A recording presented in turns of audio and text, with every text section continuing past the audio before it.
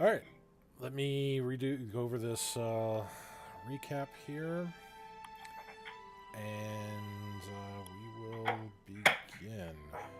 So,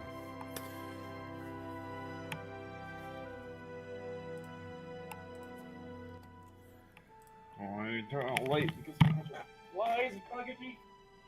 right, No. okay. Go to the lights. As soon as he gets his lights back and we can have silence, we will begin.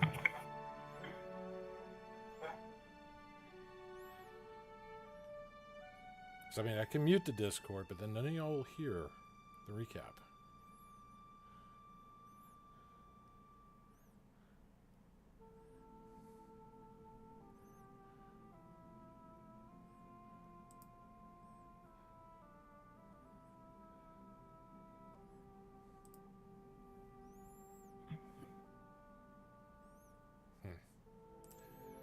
Alright. Let me try this. I'm going to force mute everybody here because I don't know when he's getting back, and we are not going to delay a minute longer. Oh, I'm back. I'm back. So, alright, I will unmute everybody once I'm finished with the recap. So, with that, welcome, traveler. Pull up a chair and listen to the Tales of Exandria. For those first time listening or who don't know, this is a Dungeons & Dragons 5th edition campaign played using the Tal'Dorei Campaign setting. As for the rest of you, welcome back. So, discussing your options from the recent events, the stakes have been raised, many lives at stake. Weighing your options, you all agree that obtaining more information about this black waterfall in the Verdant Plains is paramount. You chose to go back to Kymal to see what information on the waterfall that you can unearth. However, upon returning, you discover that an army of Ravagers and other things have surrounded Kymal. Meeting with them in an attempt to parley, you discover that they think Joktor, the Margrave of Kymal, is harboring a drow elf woman whom the Ravagers want turned over to them, or they'll raise this Kymal to the ground. Speaking with Joktor, you discover and believe that he does not know anything about this drow woman who may be hiding in his city. Click recalled his encounters with the sickly drow woman and her mysterious elven friend. Searching the direlic slums of Kymal, you found a group of drow leaping from rooftop to rooftop, searching for something. You caught up with the drow and engaged them outside what appeared to be an abandoned hovel.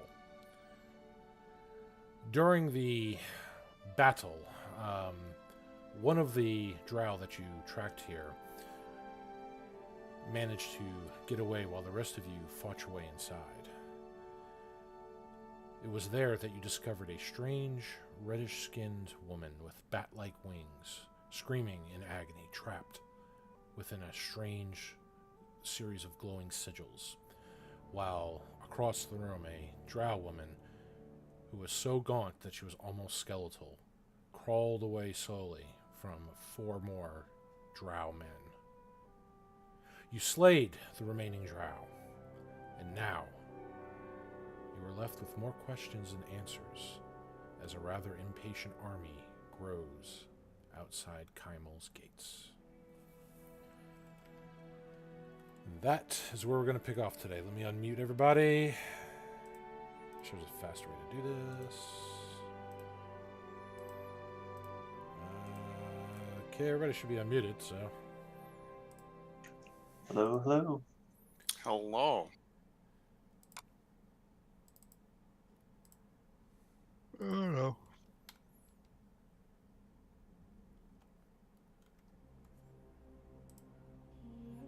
Alright. Wait, what the heck? Okay, that's not volume. Nope. Can you sound any more tired, Anthony? I mean, he probably could. Probably, yeah. Challenge accepted. Okay. Huh. All right. My cat was curled up in my lap and he was yawning and stretching, and it's kind of contagious. Mm. Let me try this one. There we go. All right. Well, you're still at the slums. You have the woman on the Pegasus. The other one with the reddish tinged skin and bat-like wings is still on the ground in agony within the derelict building. Several dead drow litter the streets and the interior of this building. What do you do?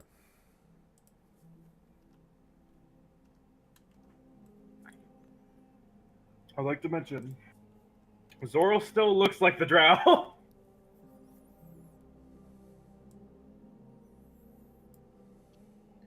So what you're saying is there's bodies with potential evidence lying around. We definitely should secure that. Probably. Where's And- the drow right now? On the Pegasus being taken back by Durant, I believe. Didn't we discuss something about that, Anthony? Yeah, do we want to bring them, well, not back here directly, but somewhere safe and secure where we can talk to her before we hand her over to the guards? That might not be a bad idea. I think that would be a great idea. I would like to search one of the bodies of the drow men who were trying to go after them, see if they have anything that identifies them. Okay. What is an investigation? That is going to be an investigation check, yes. I am not good at Take a 15? I forgot that you have guidance, otherwise I would have waited.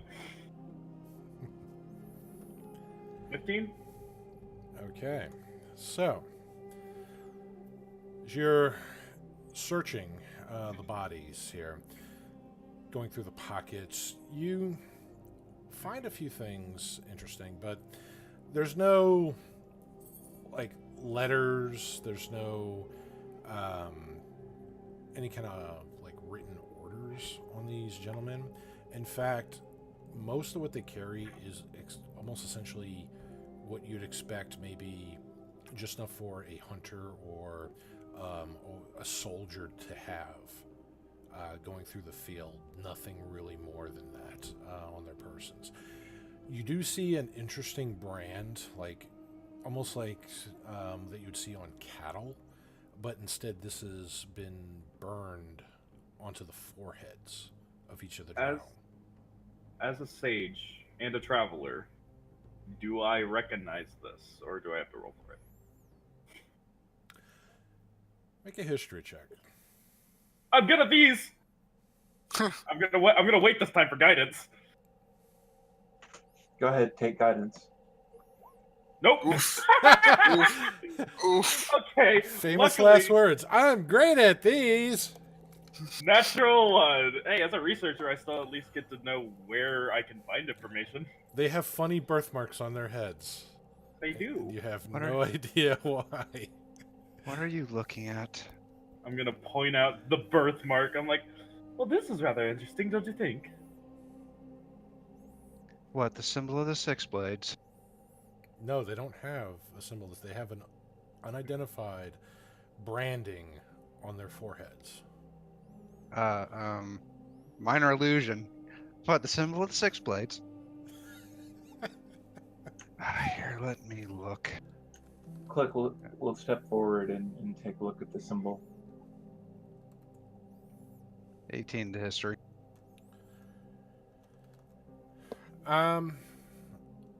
Ironically enough, as you look at the symbols, it doesn't match any characters or kanji that you're really familiar with. And it's, you know, it has to identify something because they all have the same marking on their heads. But what that actually means, the symbolism behind it, you have no clue. You, demonic girl, and he's gonna point over at the one who is trapped in ruins. You know, one that's barely clinging to life. No, I healed her. I know. That's what I'm saying. That's why she's barely clinging to life. Well, I used my my preserve life, and she has 75 hit points.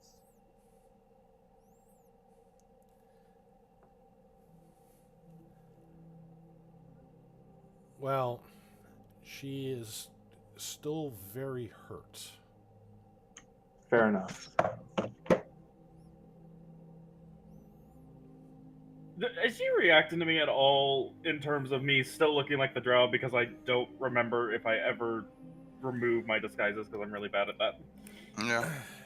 She's still kind of groggy from everything that's been happening, the obvious torture that she's been put through. And she's just kind of, she knows she can't really like fight you to this point. She's just kind of barely moving, just trying to get her breath back, and just seeing what's going to happen next here. I stab her with my dagger now. Good job, Quincy. Just remember that scene of the gamers. I waste it with my crossbow. Yes. Foul No. peasants. Foul. Right. Well, I'm gonna inspect the bodies, make sure there's no illegal weaponry. Let's get her to... Oh, where'd be the nearest place here? How about that inn? Dawn's Dawn's Rest?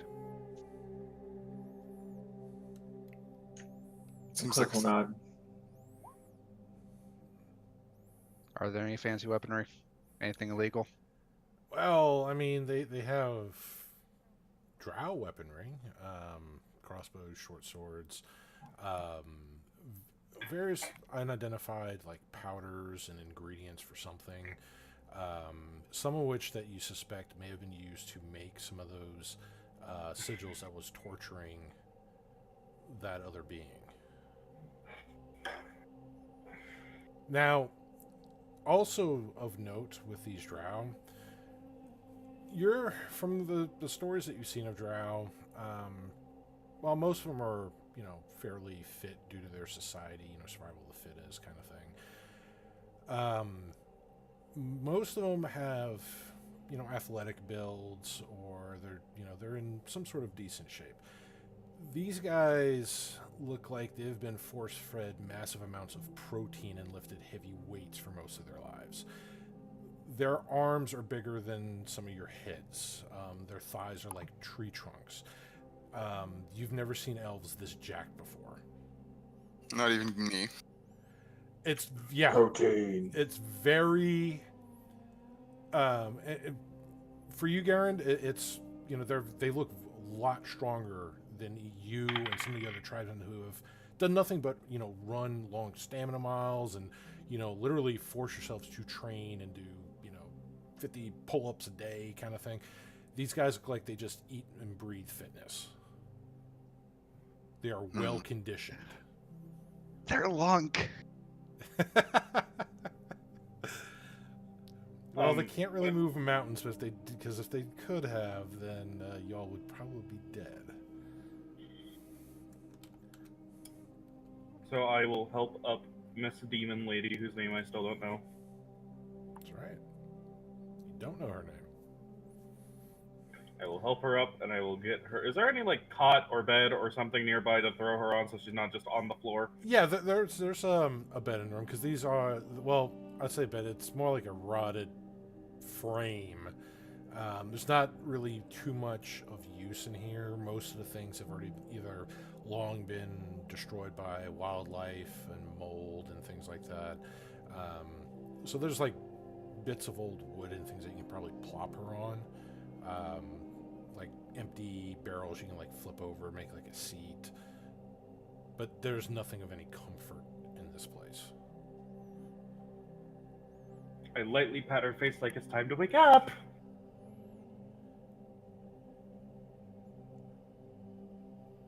Just drag her. We don't have time.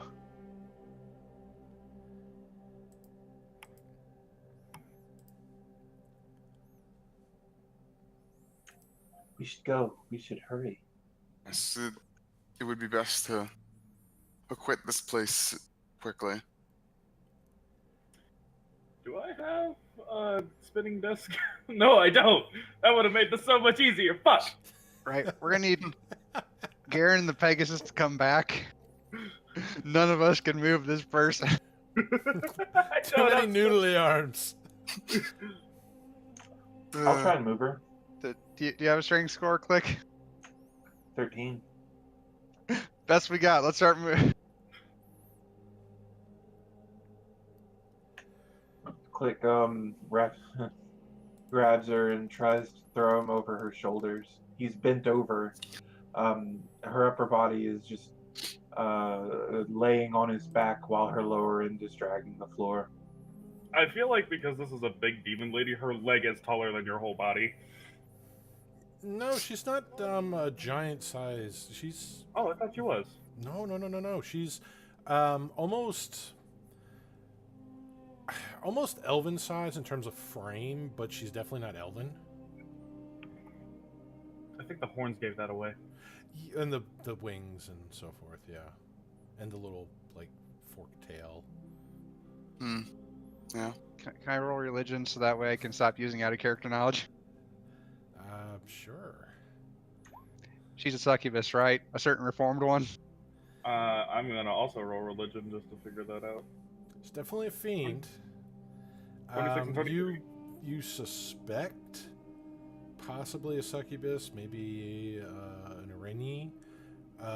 Not really sure without doing some more kind of testing of the abilities, see what she's resistant to, things to kind of really confirm. Though that would probably hurt her. As a sage, would I Does know? acid a little hurt bit you? more? Let's dump you in acid. She's an incubus. If as a sage, would I know a So little she bit uses more? forced lyrics in her songs. Got it. Yes. As a sage, would I know a little bit more because I probably would have read about them, even with the 23. Sage researcher. Well, with that, you don't to get their vast knowledge. Don't you have to have access to a library for that background? When you attempt to, I can if I don't know the information. I can attempt to learn or recall a piece of lore. If you do not know that information, you often know where you can get it from. So, you're similar pages as Sophona, where she's got all the things that you've read about with fiends that that you've heard of from various religious figures, icons that have dealt with people summoning them, fought them in wars. But because some of them share such similar physical traits, like she does, it's hard to determine the exact type she is, but you suspect, like Sophona, she could be one out of a very select few, but without seeing what she's kind of resistant to, it's really hard to pinpoint the exact nature with that. I'm But not a shooter. I'm not a monster. Wait. of course you are. Eldritch blast to the face. Hey man, I could get 6 of those off a turn. Yeah, we know. 6 Eldritch blasts to the face. I Let still me can't just- identify what she is, but other than dead. Let me just put Hexblade's curse on her real quick. All right. So I will assist with Click and getting her carried back. okay, And we're heading to Dawn's Rest, is that right? Yes. that seemed to be the plan that everybody was talking about. Awesome. Yep, and I'm recalling the Pegasus to head to Dawn's Rest. Yes. It's just gonna suddenly start turning with Garen wondering what's going on. Do a barrel roll.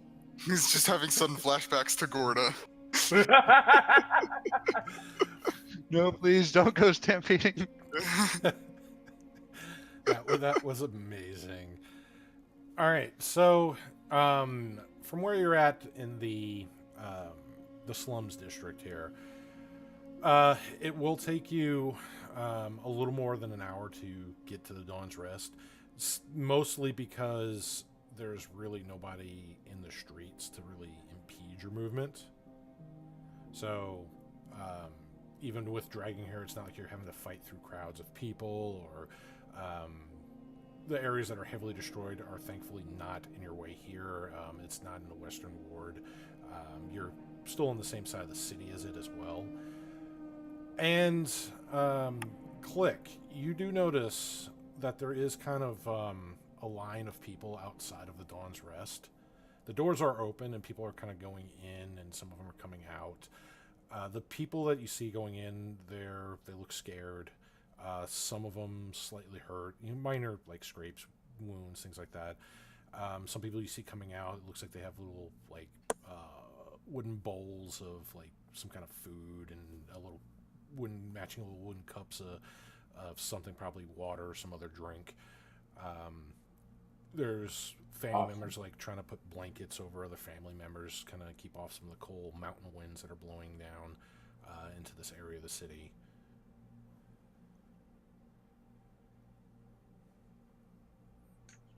Okay, I'll look. I'll push into the Dawn's Rest and try and get and find Lumifrax. So inside, you see that a lot of the furniture inside, like the table stuff, have been kind of removed. You see a lot of people kind of like sitting by the floor. It looks like this was done to accommodate as many people as possible inside. A lot of people are just kind of sobbing, and they watch you as you just kind of walk through. Little children kind of hold their mothers, all scared. Lumifrax is kind of like rushing behind the bars, trying to like. You see him go into the back, come back with like a little bowl and stuff for somebody, and then he's basically giving out food to people. Good. That's what I wanted. So I'll walk up to the front of the line and try and get his attention. What do you do to get his attention? So I'll walk up to the bar, and when he comes back out with a bowl, I'll jump up and down and wave my arms.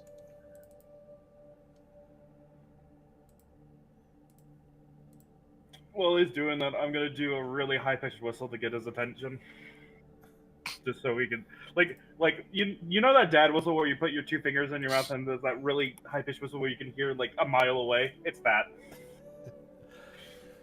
All right. So as he's kind of going back and forth, trying to give food to some of the people, Click is waving his hands. He sees like through the corner of his eye, like these little blue cobalt fingers just kind of wave over the counter, and he kind of stops for a moment, and then goes to look down when the sharp whistle comes across from the room, and he sees most of the familiar group.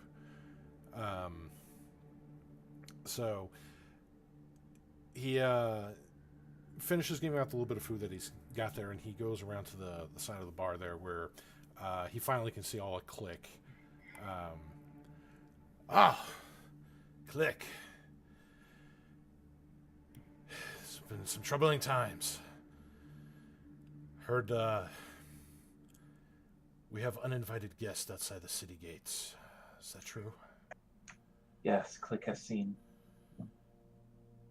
Is it as bad as they say? They say he tries to like whisper it, not to cause more fear or panic to the other people there.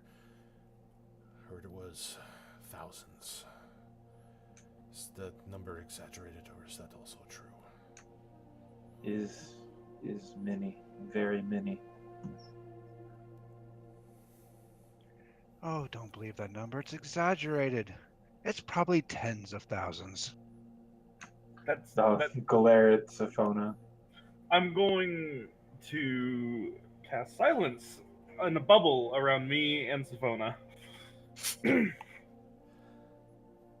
Just snap of the fingers, and all of a sudden, me and Sifona can't hear anything. Lumifraxes need food, is need money. Money doesn't really have much use right now, my young friend, but we could use some more food. We are running out of some of the stock that you created for us before.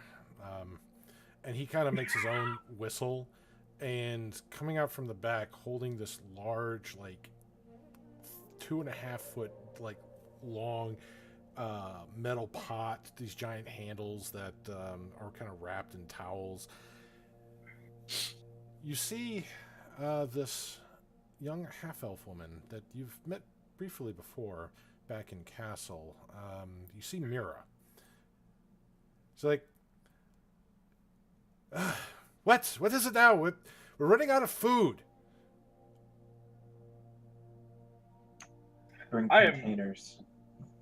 So, in character, I don't know this person. Out of character, I'm so happy I put a silence dome around me and Sifona. The angry mimic's cursing gets angrier. Well, you'd be even more angry because, well, it is Mira that is cooking. She doesn't. Oh gosh, we're all good. Yeah, it's the oddest smells coming from the kitchen. Not like rotten smell. It's just a weird combination of smells. Like, it's something that a professional chef would know not to combine certain things because they just don't go together, be it textures and so forth. She doesn't know any of this, and she is just combining things based on guesswork, you know? Making do like, oh, we ran out of mushrooms, so I guess I can use turnips, and so forth. Yes. Sifona starts casting minor illusion to create the illusion of text that says, "What the hell is that?" Damn it. Because minor illusion doesn't have a verbal component. Sure doesn't. You know, Anthony, this is why Sun was the cook and not Myra. Right, I'm still miming with minor illusion, angrily scribbling in the air. Ah, if only I had Sky right. Click points to them as bring click containers for food, for water. Okay, but follow me, and she like butt bumps the door into the kitchen and still holds the pot, bringing it back in. And in the kitchen, it is a mess. There's like bits of flour here and there, some spices that have missed their target or over garnished things. The leftover residue is still there. It's there are various pots and pans all over the place, and you see in there, kind of crouched down, scrubbing as many of the pots as possible, and using what looks like magic to help do so, is this centaur that you also remember from Castle, the young centaur man named Sebastian. Click waves at him. And What can Sifona also see him? No, they're right now it's just Click, Myra, and Sebastian are in the kitchen. Okay, cool. I'm not gonna let Sifona leave the bubble. Sifona is going to walk into the kitchen. No, you are not. I'm going. Don't make me burn a whole person on you. She's gonna going go? in the kitchen to figure out how to make some food for everybody. He's going. That's not going to kill them. Zorro's going to run out of the bubble and cast hold person. Wow. All right. You know Sifona's going to kill you in your sleep, right? Yeah, I know. Well, what's your DC on that spell there, It's- Zoro? I think it's 17 wisdom. 18. Have fun. All right. Nope, you're held. Wow, my dice have been really bad this session. So, in caught in like mid movement, like mid stride, all of a sudden, Sophona's. I burned a point of lucky.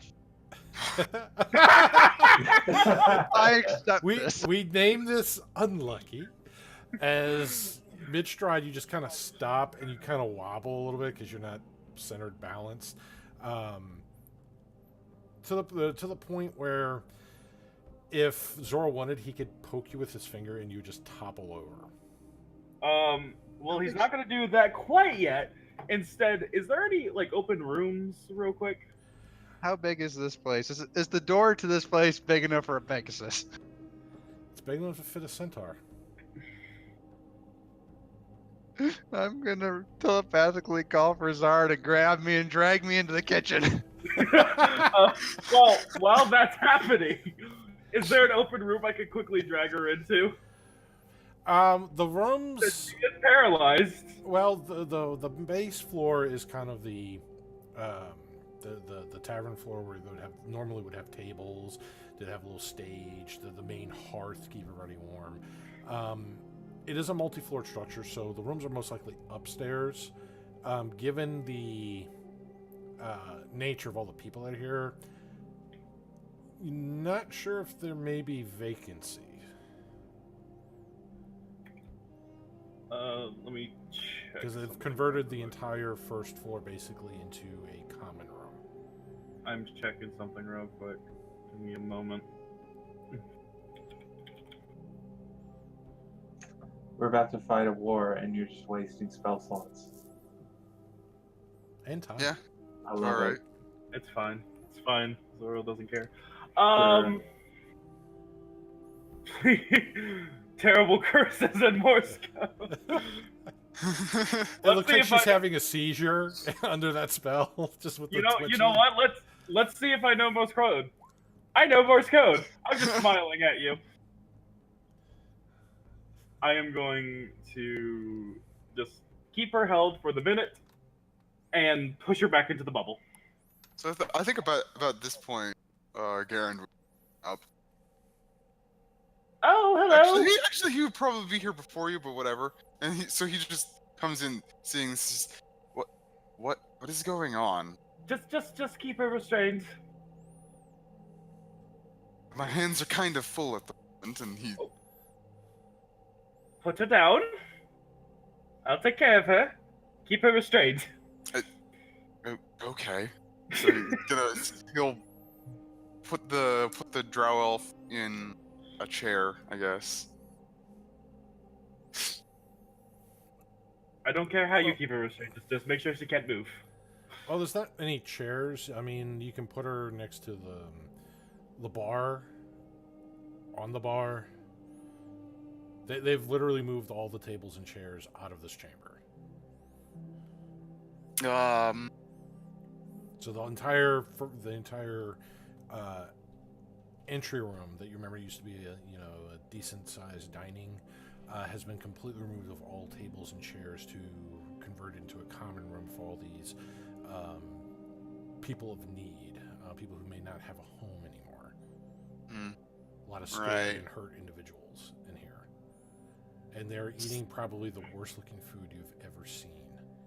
You're not sure if you have to fight the instinct to stab it, and it looks like it's a bowl of soup, and it looks very threatening. Yeah. So I'll walk over and I'll take the drow woman and kind of help her over to at least an empty space and pray to God Garen can stop Saphona. Well, do I eventually get to where they're storing the food? Oh yeah, you know where they're storing. You've been in the kitchen before, especially when you created some of the supplies.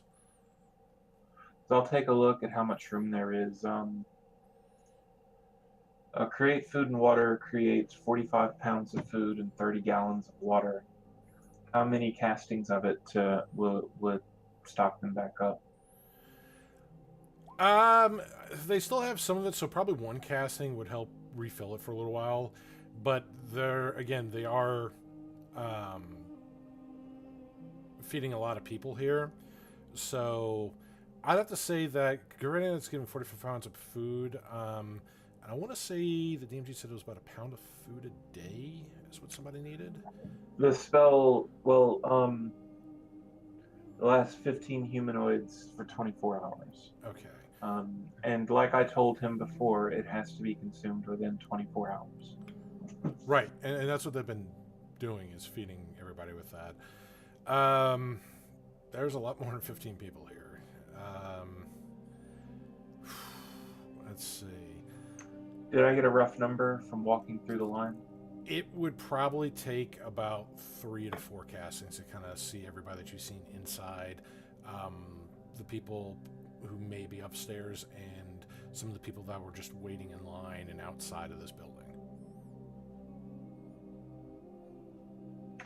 All right, I marked off 3 third-level spells and a 4th-level spell. Okay. We're about ready to go to war, isn't that? Yeah, I was about to say, what was that about using spell slots? I'm not just wasting them in the wind being fucking stupid. I'm feeding people. So, with those castings, there is a lot of food here to feed what you are pretty sure would take care of the numbers of individuals, families that you've seen both inside and out for the next day. All right, good. So I'll go out into the room, back to the party.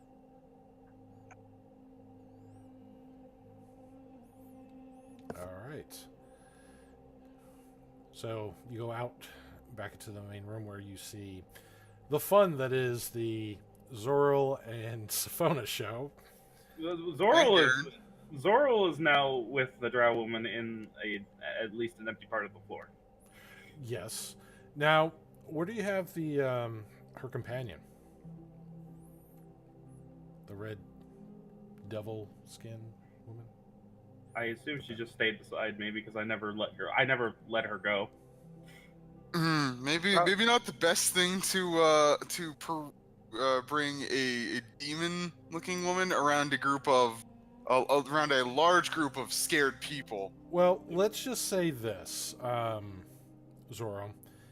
When you, all right, how did you try to restrain her? Who, the demon lord? Yes, the demon woman. He didn't. He was helping her walk. Okay.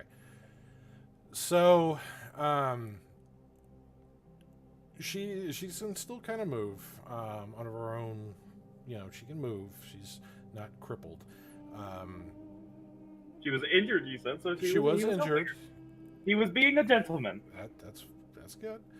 To everyone except Siphona. As it should be. Now, she will change her appearance to that at some point before here during the travel, to the familiar visage that Click remembers her of, the wood elf girl.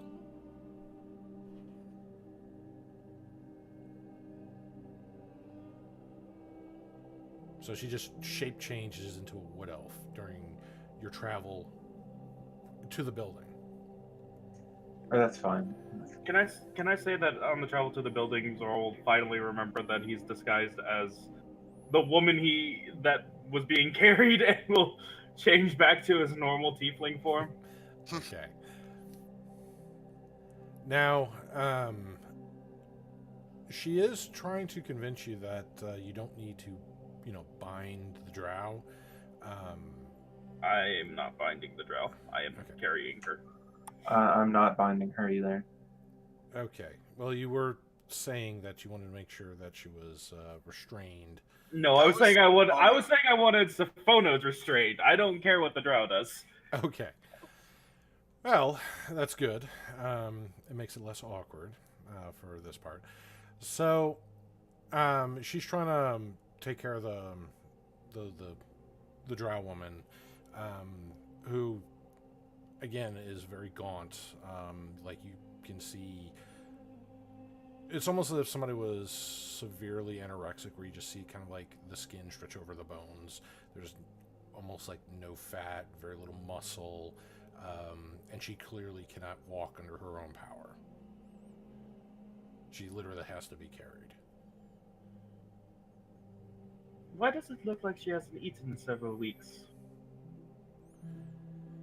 It's a long story. She suffers for the sake of her gift. She is sick. Click could not heal her. And how is she sick exactly? What is this gift? She's been blessed or cursed, depending on how you want to look at it, with the sight. The sight? She can see things that others cannot. She foresaw the skyrocks before they fell.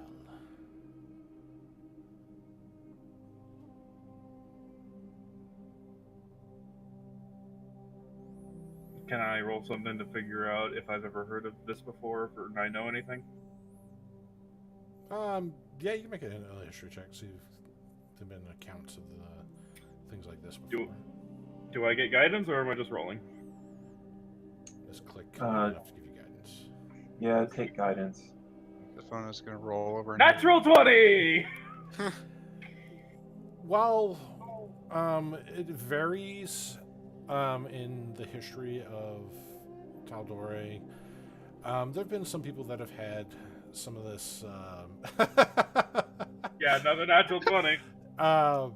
There's been individuals that had varying degrees of this. Some people, they kind of get it goes beyond a sixth sense. It goes to ranging from just feeling like something bad's going to happen and something bad happens, to full out predicting events in the proper order that they would occur in. Some people even going into being able to read other people's minds and so forth. Very few have been recorded to be on such extreme accuracy or far out almost divination of what's going to occur without the aid of magic. So like Tal'Dorei's Notre Dame kind of thing, like there have been these very rare occurrences where somebody can predict so many things coming down the pipe, while others it's just very short, as impressive as it is. So it has been recorded of these kind of individuals existing, though you've never seen one up close, and or what to the extent is going on with her, you're not sure. But if it is true, that it is remarkable. Now, with the natural 20, do you also know anything about a curse that goes with it that could cause this? Not that you've read it with, no. Most of the times, like the people that have had it, usually some of them fell sort of like very traumatic events. So some of them may have been already impaired in some other way, be it blinded or some mental trauma that kind of triggers it. As to her exact situation, no. You've never read anything about somebody just kind of wasting away like this in connection with psychic ability. Click will take a few moments to tell them what's going on outside the city and the ultimatum that was made about the drow. Well, it explains why they want her and why we can't give her. I still say we have our dear sweet friend here disguise himself and nobly sacrifice himself for the greater good. Sacrifice is not exactly the word I would use. Maybe toy with them. That would be a little bit better. But It'll have the same effect. I don't care how you define it. I need to take a look at the spell list real quick. I don't remember what cantrips he has. Just for shits and giggles, I'm going to cast Friends on Safona, just so she can stop with the smart-ass remarks for a Wow. minute. For 1 minute. That's all I need. And then Zoro goes, not even looking at Safona, he goes, I have no problem disguising myself again, and now that I know what you look like, I think it'll be even more perfect. But, yes, I agree with her that tricking them into believing I'm the one they're looking for could open up the gateway to getting inside of their behind enemy lines. Well, we will sacrifice you.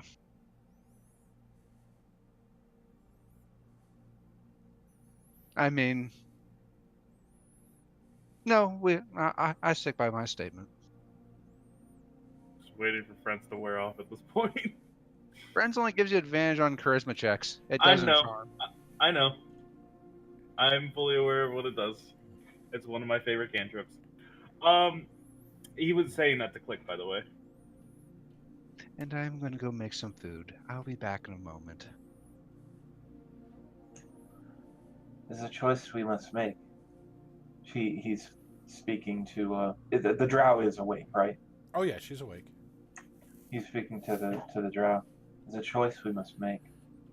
City is being sieged, and he will die.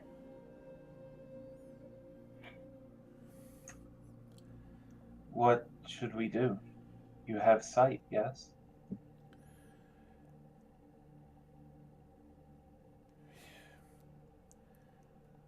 And she just kind of lets out a deep breath and rests her head back against the counter.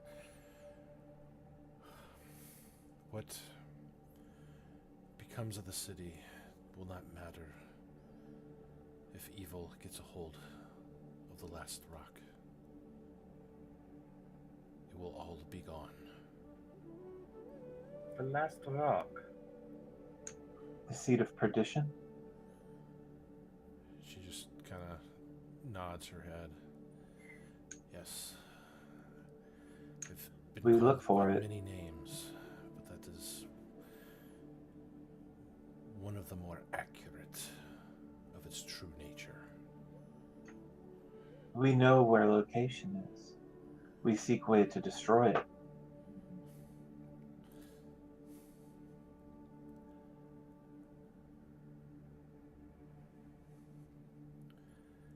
And she just kind of smiles and just, it's not that simple. Though it never is.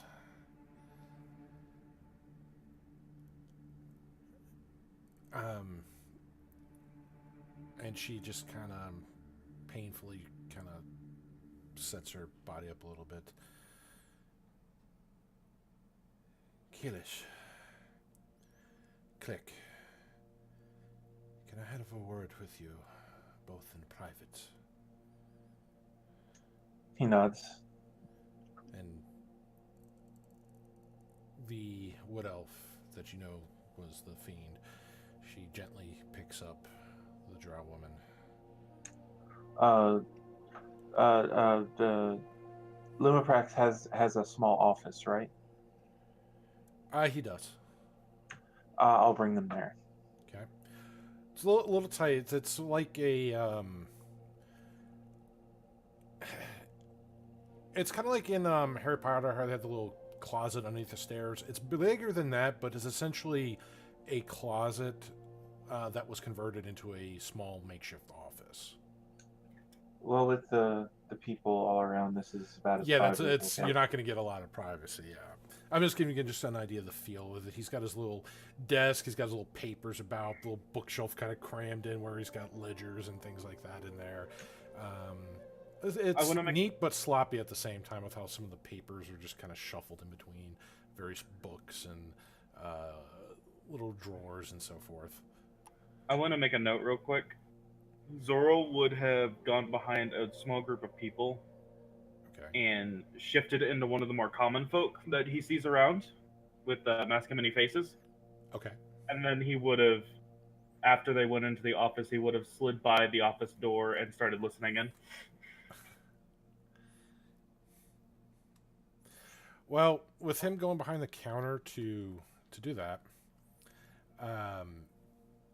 Lumiprax would have, since he looks like a normal person, would have directed them back around the counter with the others if he, needs food, water, any kind of supplies that, to wait to get those and not come behind the counter.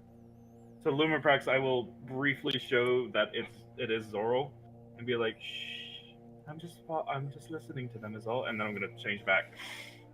He just kind of rolls his eyes.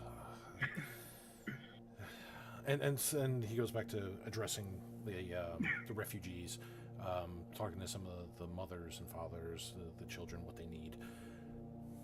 I will let Colossus, my bird, go out and fly over to Garen and perch on him so he doesn't make noise in my cloak, and sit in front of the door and press my ear against it to listen in. I have a 20 passive perception.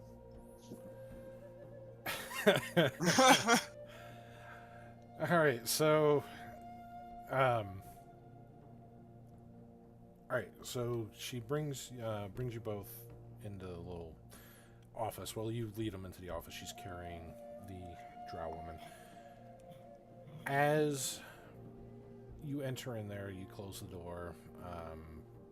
Do you lock it? Yeah, I'll lock it if there's a lock.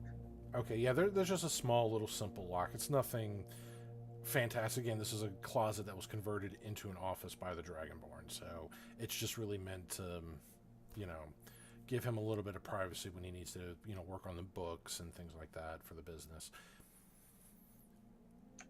Right. So she places the drow on the little chair there.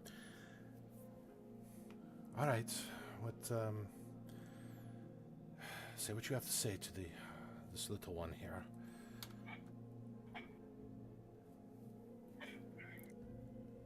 The drow kind of props herself up a little bit. You see she's in, it almost looks like she's in constant physical discomfort. Click. As I told you before, I believed you were the one that we seeked, one that could end this. I have no doubt that you are indeed the one. You seek to destroy the seeds of perdition, yes? Yes. Seed of perdition is what caused Click to not be able to heal, not be able to raise Balthazar. It's caused Click to fail.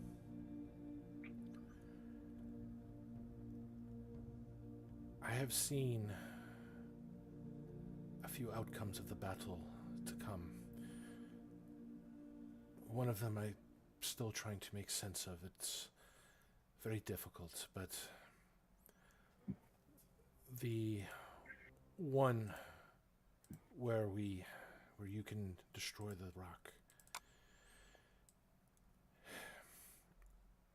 And she's looking at you, and it looks like something's kind of bothering her. She looks at you.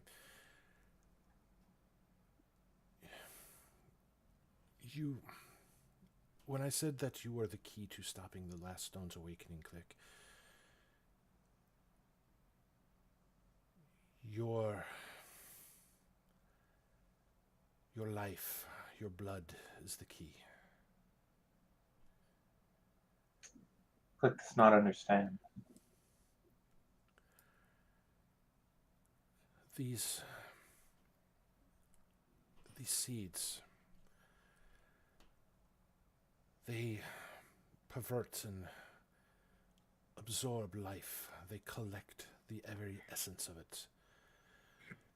When enough dark energies are taken, it triggers something within them, and they awaken into, well, you saw what happened to Kymal.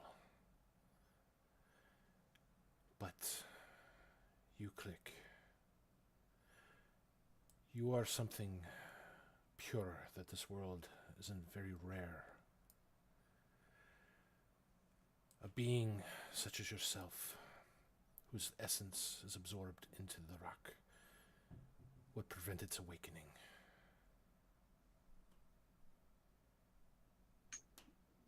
Tell Click what Click must do. Click will do it.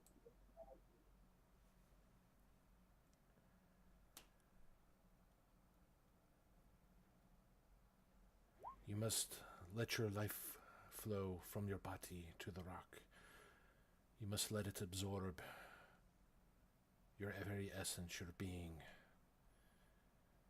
When you do that, it will be dormant forever.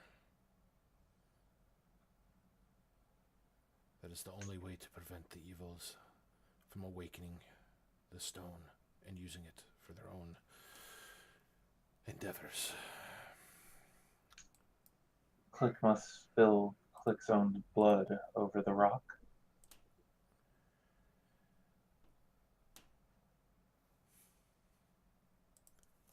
The devil woman, the one that you saw before, she goes over to you, just kind of places a hand on your shoulder.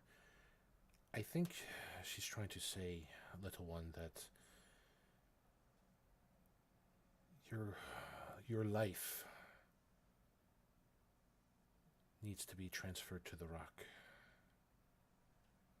You must give your life to stop the evil.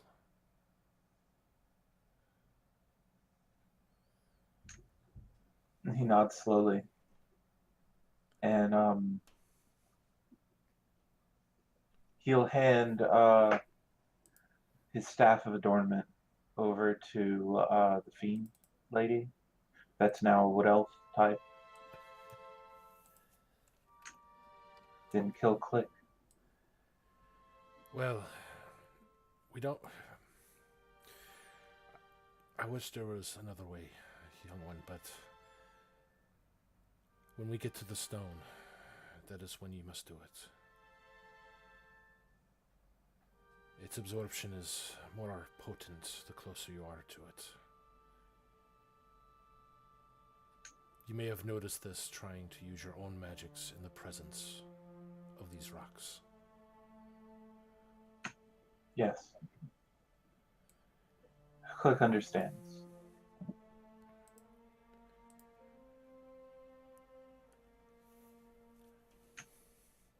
It will be done. Now Click, and this is the drow speaking.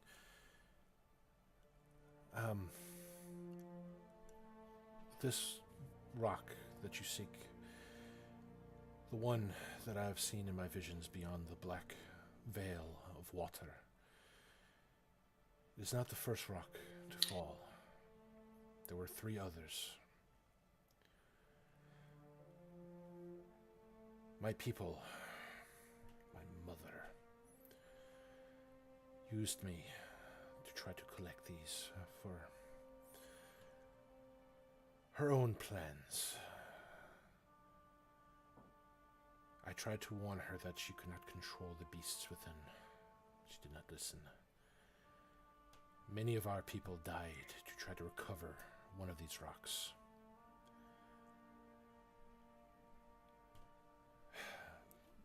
People from Singorn, adventurers, claimed the rock, gave it to the elves of Singorn.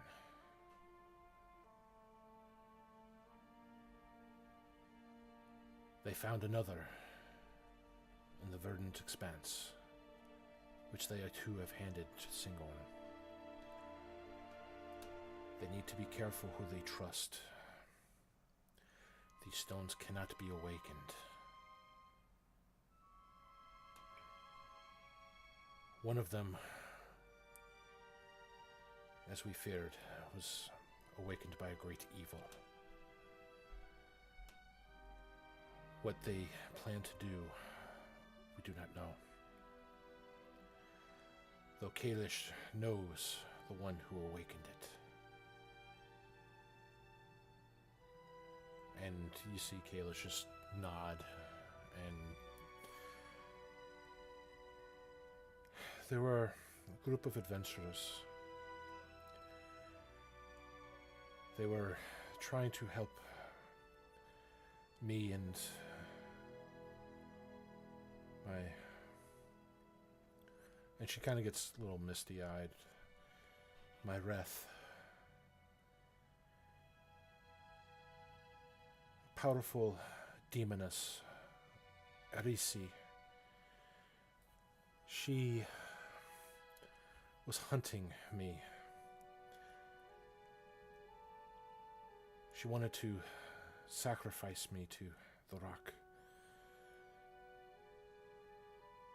She formed a cult, brainwashed your people and many others to following her as a goddess.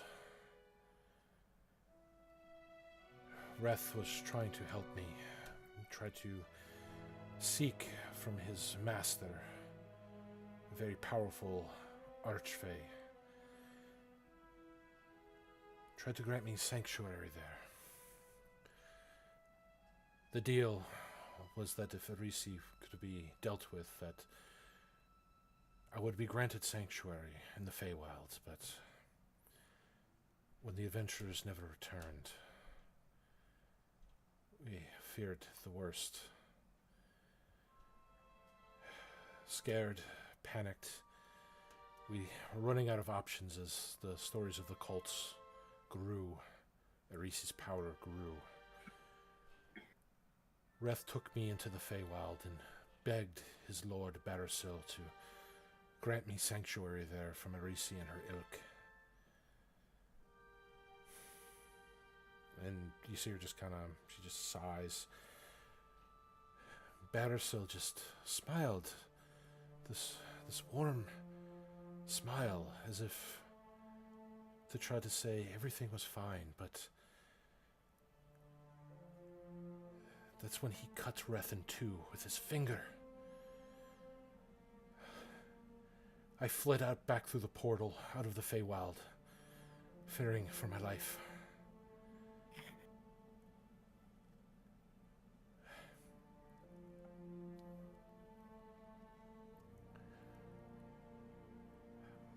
I hope we can stop them. Arisi grows more powerful every day. And if she does have control over that beast, there's no telling what she will do.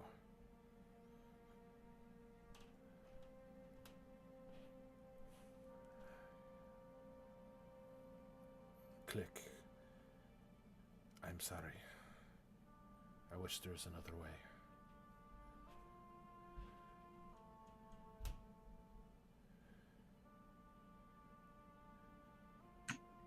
Too many lives. Too much blood.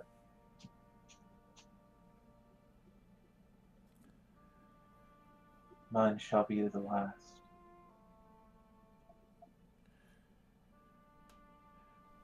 The drow woman peeks her head up. Click. You cannot let the drow. You cannot let the Six Blades. You cannot let Arisi find me.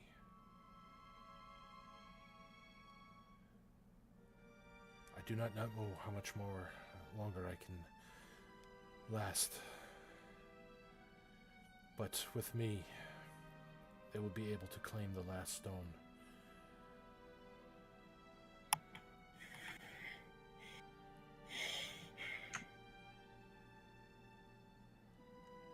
Do you wish to be hid? No. Click. If it comes to it, you must kill me.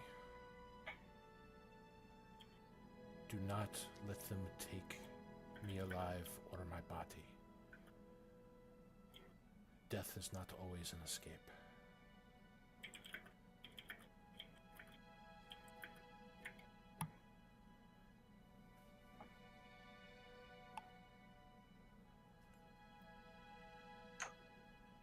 Click takes a couple steps back into the wall.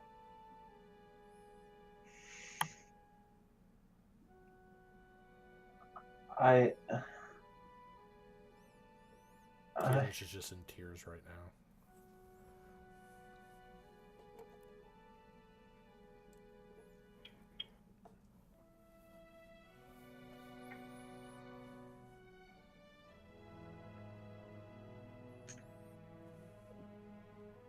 I don't know if I can do it.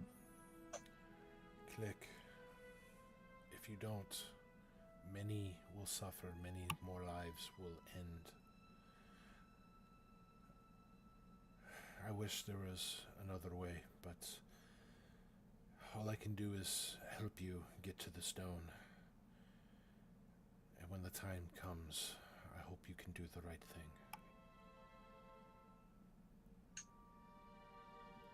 From what I'm listening into, by the way, is it the words?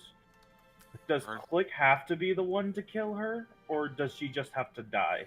Well, she's asking Click to do it because she knows Click will do the right thing, or at least is inclined to do things to help people. It's not easy what she asks of him, but she knows that he would understand the sometimes sacrifices needed for the better of all people. Okay. And so she's confiding with, she's had past exchanges with Click before, so he's kind of like the only one she kind of is trusting with a lot of this, especially since she fully believes that he is the one that they were looking for that could stop this.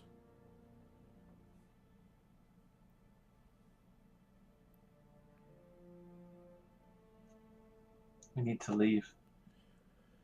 Now, do you have magics?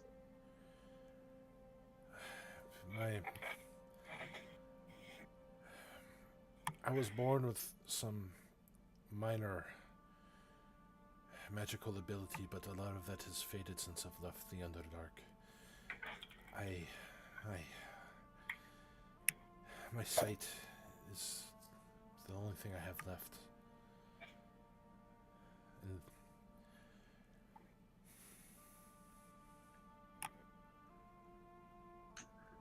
Need fast way, very fast way to get to Singorn.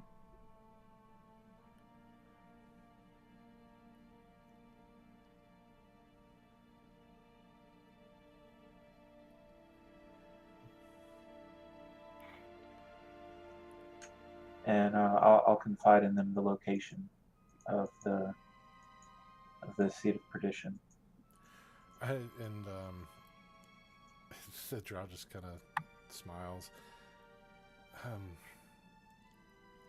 I believe I can be more help with that.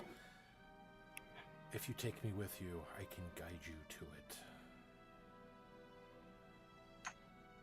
Click nods. There are ancient magics protecting it. It has already corrupted much of the region that it is in. Others have found it but do not understand its true power. I can help you find it as safe as possible. But you are right. We do not have much time.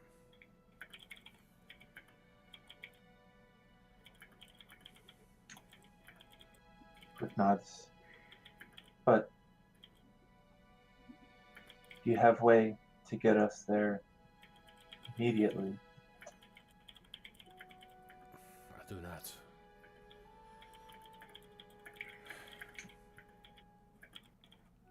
All our traveling we've had to do. And she just kind of... We've had to trick people into smuggling us from place to place or stealing transport where we could. We do not have a faster means of travel.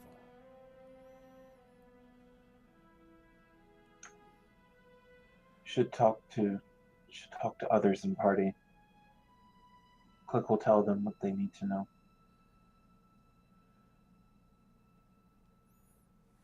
Whenever he says that, Zorl's going to move away from the door, and he's going to immediately go into the kitchen and tell everything. Since it's just fresh in his mind, he's going to tell every last detail to Safona. You're a piece of garbage. I love you. Yeah, he's telling absolutely everything. Pots Sapona, and pans drop as Mira and Sebastian can hear this. That's fine. And Garen. He doesn't know about Myra and Sebastian, so he doesn't care about them. He will let Garen know though. Well, I mean, Garen's also there, so it's Okay, kind of. cool. He's there confusedly restraining Safona. It's like, I don't really know why I'm supposed to be doing this, but okay. Sebastian and Mira just kind of look at each other. food. Did you say Keelish? Oh, of That- course you all would know them. Why am I not surprised? Are they a cultist buddy of yours? Regardless, No, you're not getting away from that. we've met, and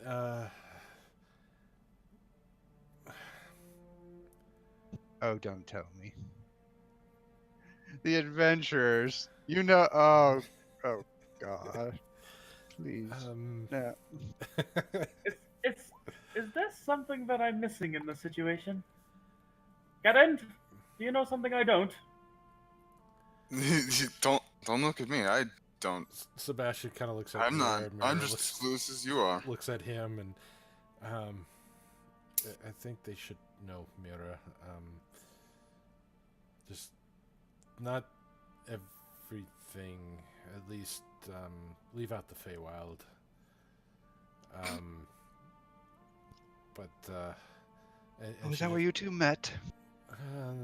uh, I don't need the details. Get past that point.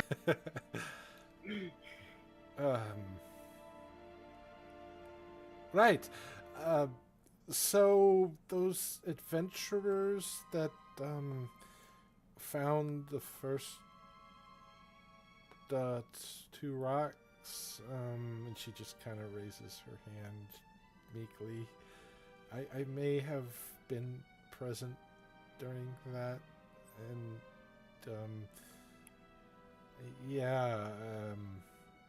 that was me and a few other people. Just She guy gives off this goofy grin, like. just Ha, because ha. just because Zoro wants to see what will happen, he's going to lightly tap Garen on the shoulder and go, "Let it go. Let's see how this plays out." Garen just sort of shrugs and then lets Safona go. Sapona doesn't move. Sapona's very in control. He takes a step back. I am rolling insight on that motherfucker. So, 11. Very in control. I am a professional. And Mira, darling, dear. In the story, they said the adventurers all died. Why am I seeing you now? Funny story. Couldn't even do one thing right, could you? Well, there was this shield that I had that we were in a cave-in and we were being hunted by cultists, and we Sebastian and I we hid in the shield, and it wasn't until that Goliath lady found us in that shop before it got obliterated. But that's not important. What is important is that we survived, and we're here now. Yeah, that's the worst part of the story. Judging, like Zoro's saying this out loud, judging by Safona's lovely facial expression right now, I don't think you surviving was a good thing. Judging by my words, no, it was not. Well, there may be. I may have forgot to tell you that there may be a crazy ass bitch queen that may be looking for us and wants to kill anybody associated with us. I'm sorry, who are you? Why do I always fall for the crazy ones? Okay, And I'm gonna table this. There's an army outside. okay, I'll have. Okay. I'll try to explain that a little later. Just yeah. I may or may not be accidentally married to two of her daughters. The second those words Again? once those Aaron, I words need to were- borrow your sword. I don't Yeah, think you that- can use this instead, and Zoral's going to give Safona his Morning Star. And yeah, Sebastian just goes, if you see a giant sky vessel and a bunch of duo drones, golems, other crazy things, or even hear the name Rixori, run. And don't stop. Just run. Wait, that was your cover name when you were in the cult and I was chasing you. Oh, Don't tell me it was real. Yes, and at first it was awesome because she was so awesome, but then things happened and it became less awesome, and yeah, I made some bad choices, and yeah, Zoral looks over at Garen and goes, and she's like, not you, Sebastian. She just kind of rolls her eyes, just like, oh god. Zoral looks over at Garen and goes, "This is a rather riveting situation we're in. It would got- seem so. It we would got seem party- so. We got party members keeping secrets, other party members who are in complicated relationships. Oh, I'm so happy I joined along." All right, Codsworth. Okay, motherfucker. Love it. Just because I'm using my sadistic voice doesn't mean it's Codsworth, you piece of shit. You sure about that? I'm 98% certain. Right, well. So we have an evil god about to be summoned, an army about to obliterate this town. And you've pissed off a interplanar queen who may... Does she at least think you're dead? Hopefully. Otherwise, I think I might have a solution to all my problems. Does it have something to do with high explosives? As long as it doesn't involve alcohol, because Yeah, no, we're not. We've gone through that lesson. yes, never again. I'm sure that's what you said the last time, and the time before that, Yeah. and however many marriages ago. Well, if you call your dear sweet friend and bring her army, and we turn you over to her, she fights off this army. We ask her to ride on her airship. We go stop this rock, and we call it a day. I'm in favor of this plan. Is Like- is Click there yet? Oh, yeah, you're in the kitchen now, where the cook and the dishwasher, the centaur and this half elf girl, appear to be very almost ghost white, in shock of what they're hearing. It's the what? Very must- intimidating as she starts cackling. Well, you're trying to be intimidating, but you're still got like parts of like souffles and things that you're cooking. So with like the chef's outfits, the things that you got on, it just counteracts the scolding. And the giggling at how happy she is that she has a plan to get rid of all her problems. Well, except for Zoral, you don't have a plan for that yet. You're being No. sacrificed. That's already covered. Oh, fair enough. You got, yeah. By the way, since Zoral's a dick, he's gonna. And before the conversation gets derailed even further from that, he's gonna go bring it back to the main point of. Right. Well, as of right now, we currently have the situation of about 1,002. What the fucking called? Ravagers. Oh, it's not 1,000. It's I said thousands. 1,002. It's actually 1,003. I'm sorry, I'm really bad at counting. More like 60,000 plus. So, if we want to get behind With enemy giants lines, and other things. if we want to get behind enemy Okay, then. lines, I can disguise myself. Otherwise, how exactly do you expect to get in touch with this lovely queen you were talking about? Oh, and then of course we have the old issue of, and then he's going to repeat everything in front of Click, everything that he heard in front of Click now, just because he's a dick. Wow. You're trying to make Click cry or murder you, one of the two. A little bit of both. There is fury in those small kobold eyes. But yeah, he's recounting every last detail because it's still fresh in his mind.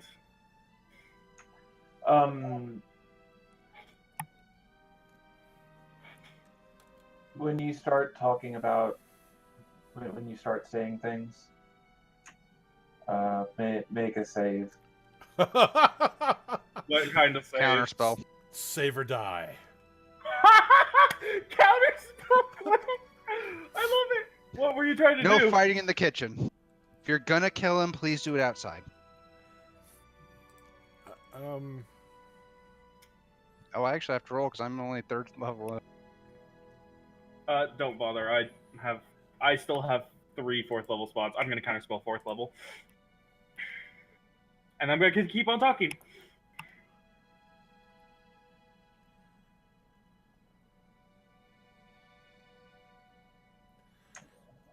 Alright. So, I know you're a death cultist. I know sending. Call your friend. I'm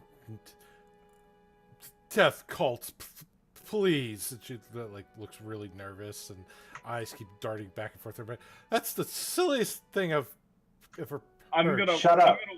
I'm gonna walk over to the lovely little elven girl who is very tense in the situation and go, listen, all you have to do is just give her a couple quick words. It doesn't even have to be in your tone of voice. And just send her over here and take care of this. Maybe, since you seem to know her so well, say something about her daughters here. And I will roll persuasion on that. We need to leave.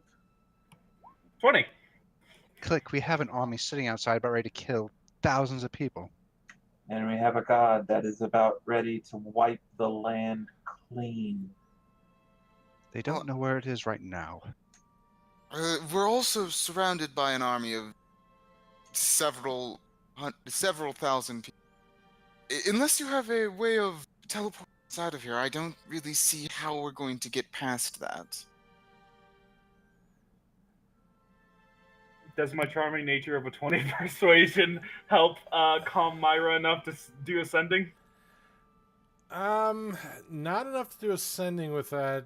She does kind of, you do realize that she comes here, she's going to kill me and a few other people, and the collateral damage would kill many. Everybody's gonna die. Well, think of it this way. We stick you in the middle of their army. Problem solved. No. You know, I'm No. in agreement with Fona here. Of course, if you would rather have the enemy summon an eternal god, then all the blood would be on your hands.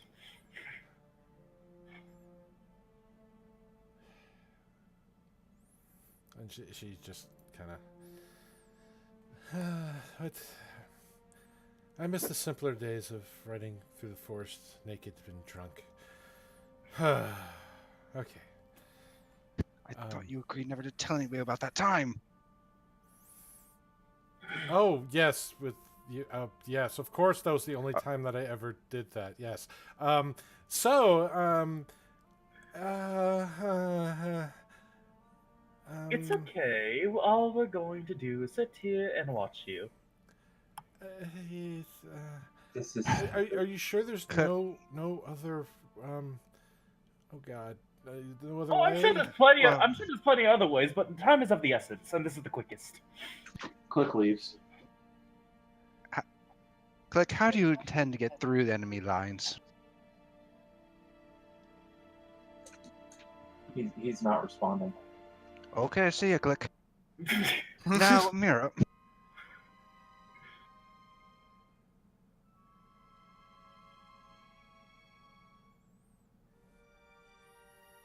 Yeah.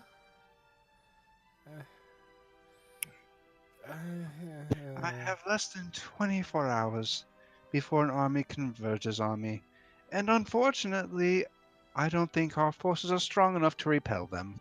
So either we're handing over the girl and summoning a dark god to end all existence, which I know you love, or we're sacrificing you. Or, you know what, I'll give you 12 hours to think up a better plan.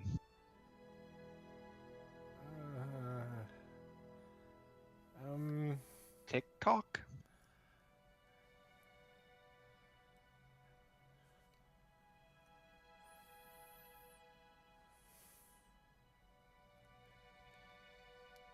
And she's thinking. Sebastian just kind of sighs. I'm gonna walk over, Um, stand beside Safona, and go. I think the little kobold is angry at us. Oh, I'm sure he is. I'm sure he thinks we're not taking this very seriously. But one has to defeat one threat to advance on to the next. He appears to be. It seems as if he has blinders on. Sebastian is talking to Mira here. He's kind of whispering to Mira. Well, while they're whispering, Zoro is going to take a spoon and eat some of the souffle that Safona made. Okay. Garand will also, after seeing that Zorl doesn't drop dead immediately, he will also play. Oh, Well, to be fair, Safona intentionally tried to sabotage his food, and Zoro was just like, "This is delicious." How are you not dead? Also, Garen, don't try that one.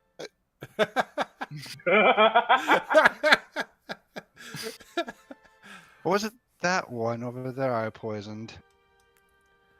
She just puts the spoon down very carefully. Zoro just keeps eating. Nom nom nom.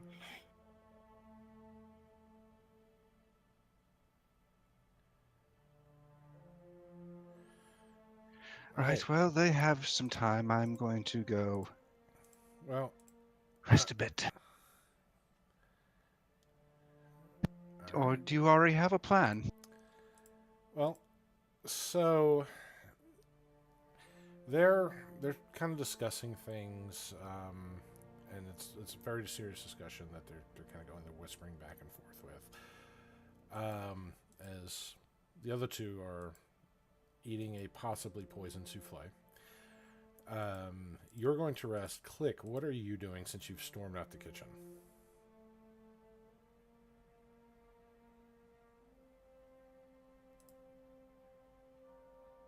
Click.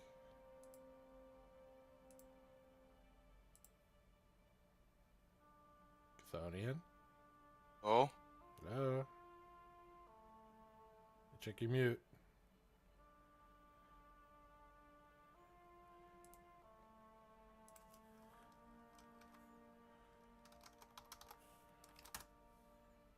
No.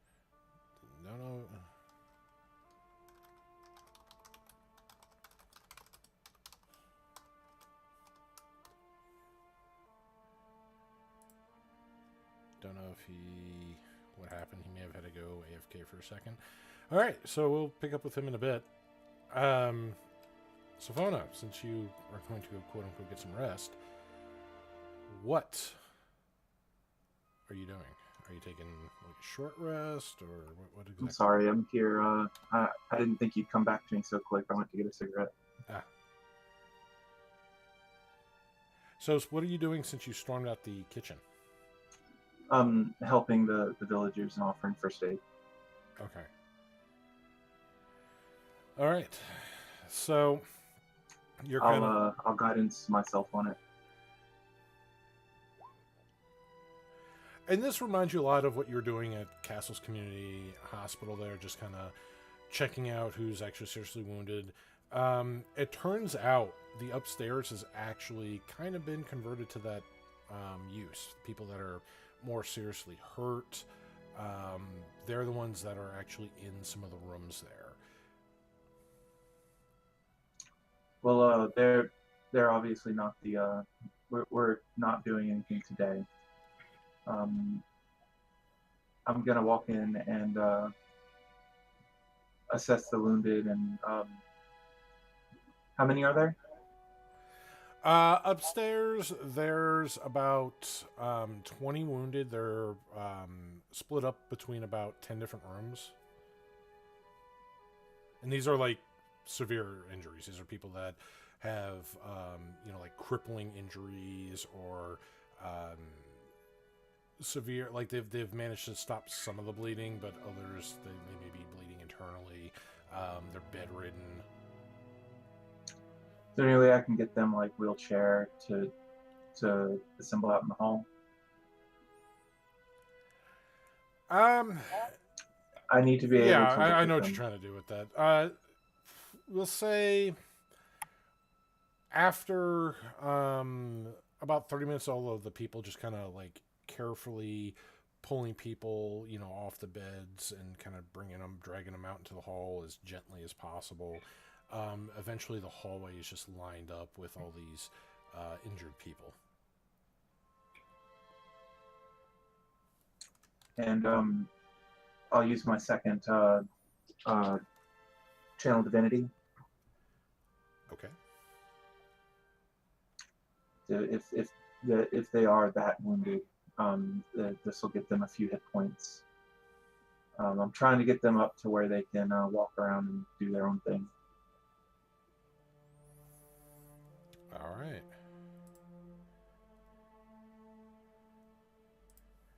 So, yes, that will save a lot of them, the ones that were dying, the ones that were stable but still severely injured. This is going to fix all their wounds. The wounds themselves, the ones that were heavily lacerated, the wounds like kind of close, but it's still kind of a light pinkish, almost scar tissue. So how many people are left that need additional healing? Because the channel divinity, I have 95 hit points to spread around to half health. You bring all 20 of them back up to their half. They don't have a lot of hit dice like the rest of you have. They're not sturdy traveling adventurers. They're not seasoned war veterans. They're common folk. So essentially, you've just healed about 25 hit dice worth of commoners back up to half their hit points. All right. Are they able to stand, walk around? Yeah. They all can kind of shamble back and moving about. They're still sore. They're still wounded because they're only half their hit points, but they're a hell of a lot better, and they're all living. None of them are dying. I'll redo their bandages and send them downstairs to get some food. Okay. So a line of people are coming down the steps. So Sophona, where are you going for your quote-unquote rest? Sophona's going back outside to her Pegasus and taking another assessment of enemy positions nearby. Because she's still preparing for a breakout plan. Okay. When I have time to, I'm going to go see Sophona outside. whenever that happens. All right, so it'd be when she returns because while you're healing everybody, she's flown off to go look at the enemies. All right. So while that happens, there's a few things that are going on at the same time. Sophona, I want you to make a perception check for me. All right. And I will cast guidance on myself.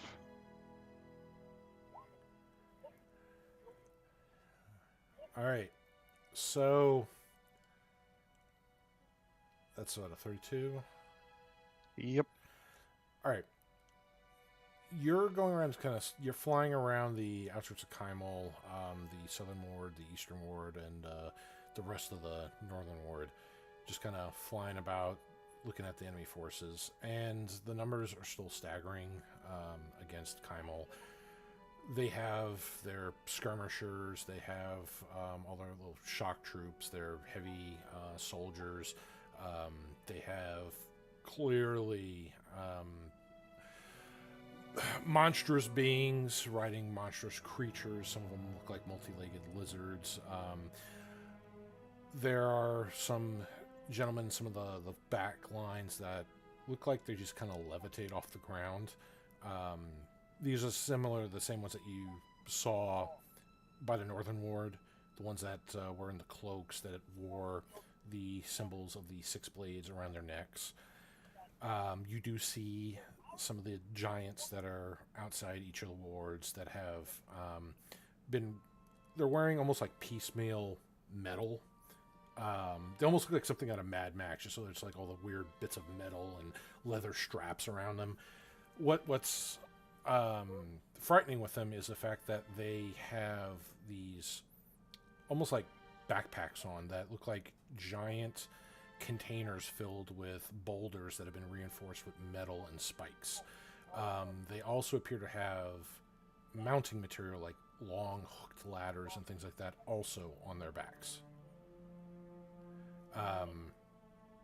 But seeing all these different lines of troops, and it not looking good as you fly by, what worries you is the fact that some of them are moving closer to Kymal.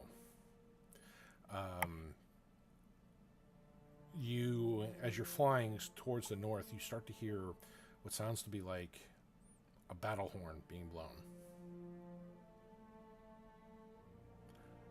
The Ravagers have begun their march on Kymal.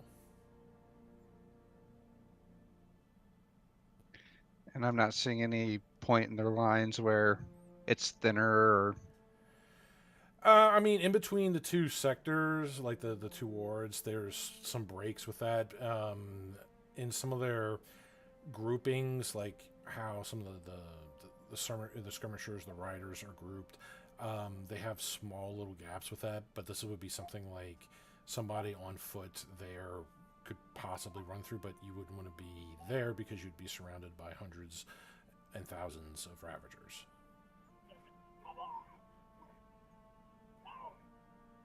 So it looks like the only spot that they're not marching on Kymal is from the west, which is where the mountain range is, where that creature basically came out of.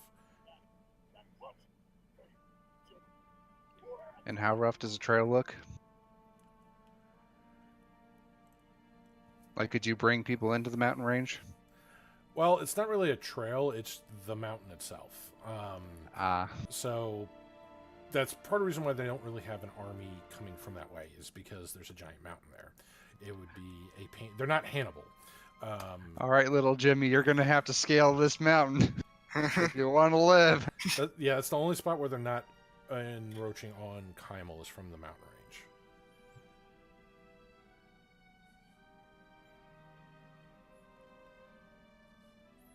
So what does Sophona do as she sees this?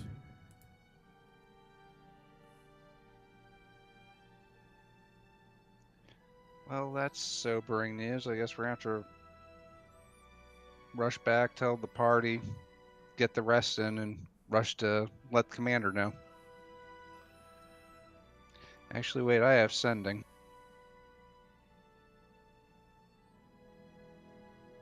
I'm going to burn a 3rd level spell. to send a sending to the commander to let him know that the Ravagers are beginning to march. Okay, and what do you say exactly?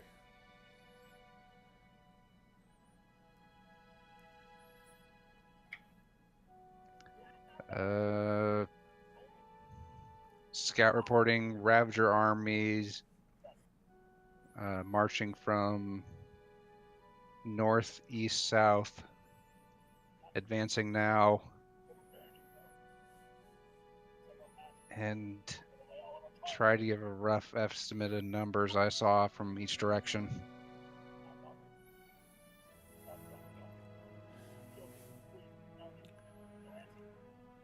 All right, so you give them that information.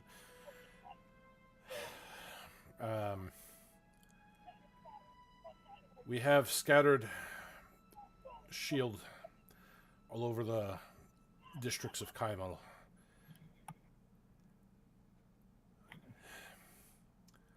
Do you think you can go to one of those districts and assist them?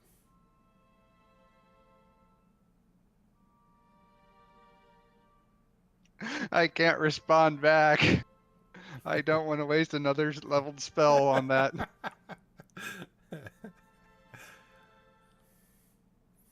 That just sends the wrong message. It does. Bye-bye, last third level spell. We'll be heading out there as soon as able. What ward needs help most? Well, if they're marching on Kymal, they all will need help. Get to the nearest ward to you and assist. Sophona's gonna head back in. How long would I assume before they hit the outer areas of the nearest ward? Would I have at least an hour for a short rest? Yeah. I mean, they'll probably be launching some ranged attacks on a few of them by then. So, but the bulk of the forces would still be outside the walls.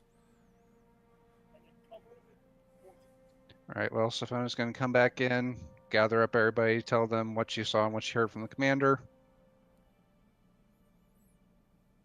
So it looks like war has begun.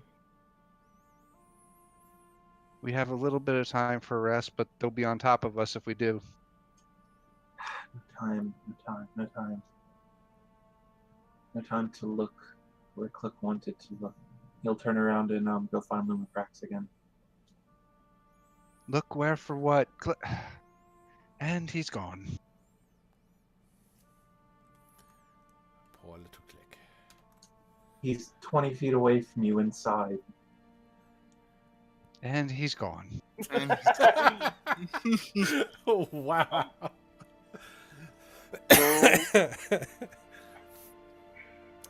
Zoril is going to look at Sophona and go, right, well, as long as we are getting over to help the people that need the most, suppose we should hightail it before we are collapsed on and we can't move an inch.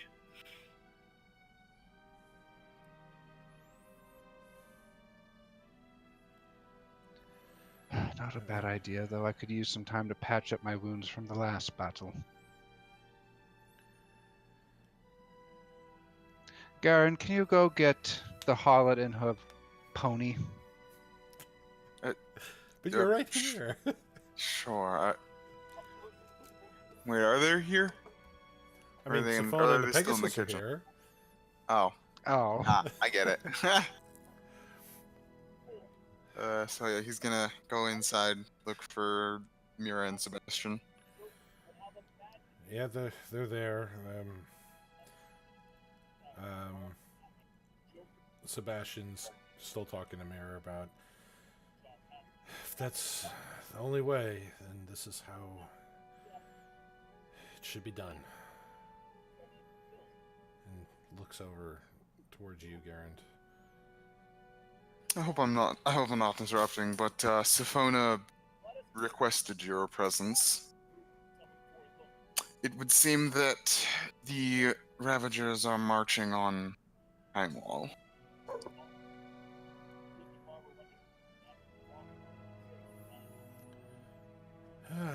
Well,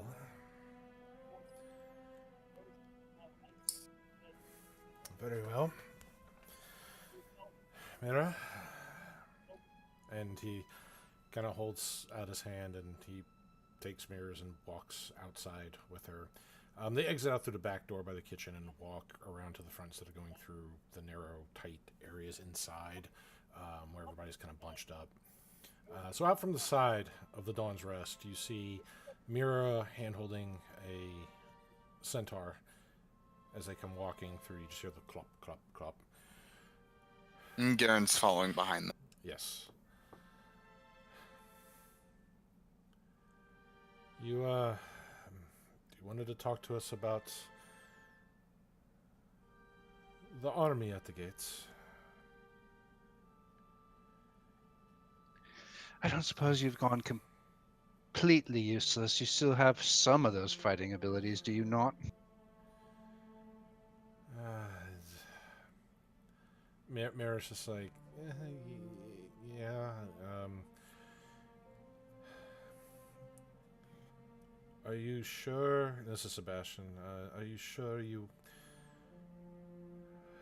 want to bring her here?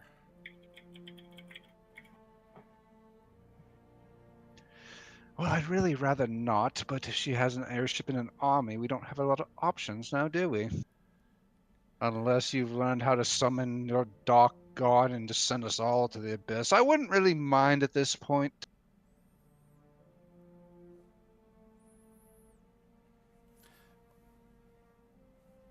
She grumbles something intelligible with that, and well, I should have just arrested you years ago when I had the chance. With Siphona's speaking lovely... of, ma'am, I do you still have your manacles?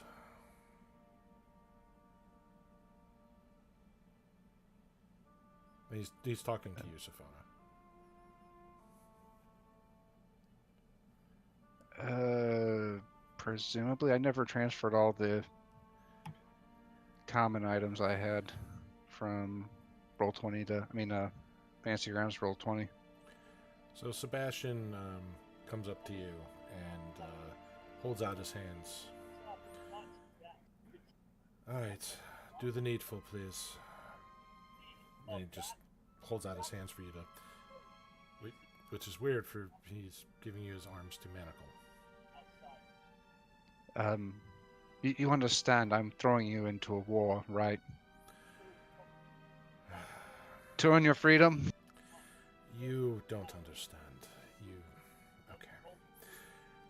Rix Rory, Queen Rix Rory as she calls herself. She doesn't like me very much. She doesn't like Mira very much, and she doesn't like anybody that we know very much. But out of all those people, she loathes me the most. Blames me for a lot of things that I've never done. I seem to be the convenient scapegoat for her aggression. Because you lost your daughters? Was that it? It's more complicated than that, I'm afraid. I can't understand where she's coming from, to be honest. Well, the only chance that Mira has is if she makes it seem like she's turning me over to the Queen as a peace offering.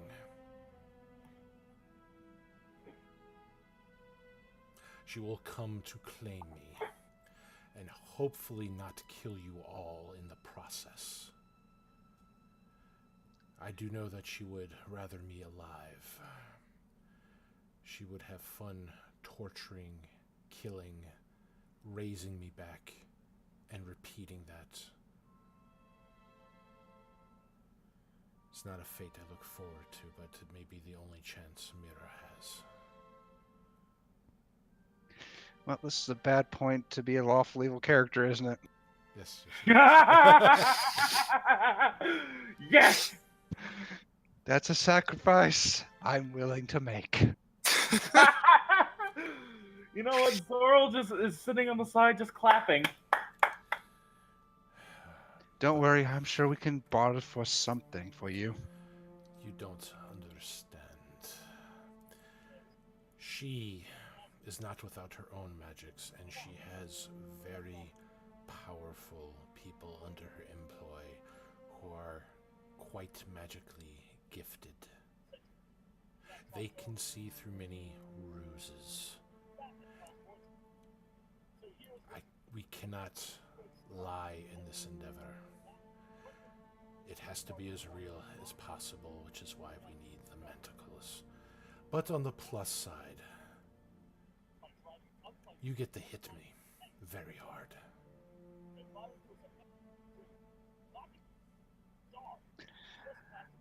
Right. Someone's gonna turn to the party. Yell for Click. Do we sacrifice Mr. Horsey here to have a better chance at saving the city and getting us to that rock?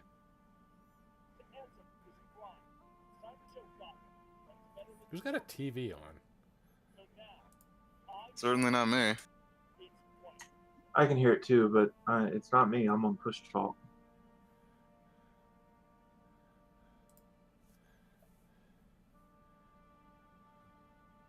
Anyway, Click. What do you feel about sacrificing an innocent person to a clearly evil person so that you can save many innocent persons? Well, I guess I'm still there. I was gonna go talk to Lumiprax, but Click will just look between them. It's his choice, not Click's. We must all sacrifice. Well, that's one vote for sacrifice. You already know that sacrifice is something that I am very familiar with. Well, Garland? as Click goes in to talk to Lumiprax. Now, are you going to chain me, or are we going to waste more time? Hush, hush, dear. Diplomacy is happening. Garand. I don't see any other option, so it would seem.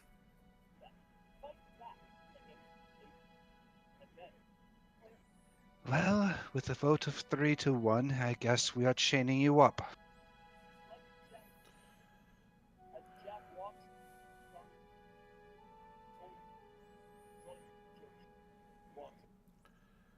And she'll manacle Sebastian. Okay. And pray this doesn't summon a much worse evil. So after you manticle him, Click. You're inside. Lumiprax is still busy helping people. There's the injured people that you recently healed are lining up for food, and Lumiprax is trying to contend with them and contend with the kitchen as well. So he's rushing back and forth as his helpers are now outside. Click will slip into the kitchen and hold up a claw when he comes back in once. This is the one.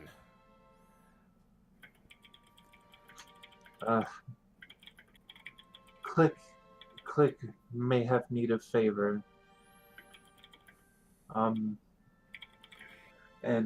Click begins to describe a very powerful divine magic. A word that requires a powerful object as the component, a sacred object of a saint, of something of great religious importance. Mechanics out of character. It's a 1,000 gold piece reliquary for holy aura. Lumaprax was friends with Temple Anibara, yes? Yes, but the Anibara is no more. Was hoping maybe Lumaprax knew of a reliquary of suitable import.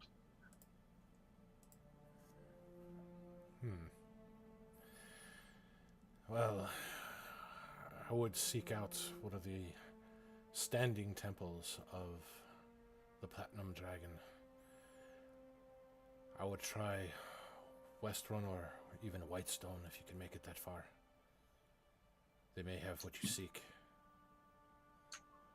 Ravagers are moving. Click was hoping. Yes, Click guesses that you just don't have it, which is understandable. Click must go. We must prepare to defend town. Be safe, little one.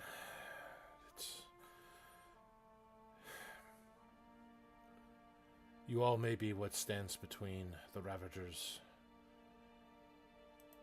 and these people. Click believes so, and he'll quickly run back over to Sifona and Brand and asshole. You need to be more specific on that last one. No, they know what they did. Okay. Yeah, Sebastian and Mira do. Yeah, yeah, they Wow. I'm going. Zorl is just gonna look at Click when he returns and just give him a shit-eating grin. Fair enough. So, outside, while Click was inside, talking to Lumaprax, Sebastian is going into the second part, where from this moment on, you have to basically treat him as a quote-unquote prisoner, but to really sell it. And he's not looking... you can tell just he's not looking forward to what is coming next, but... Mira, Sifona, Garand, Zoro, was it?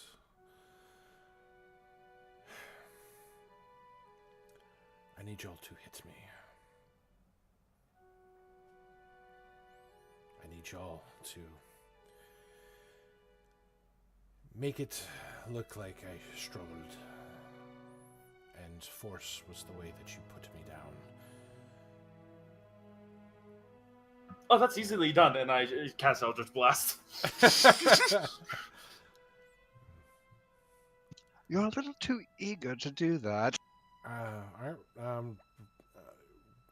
roll your damage. Twice, thrice. Not counting the hex. Okay.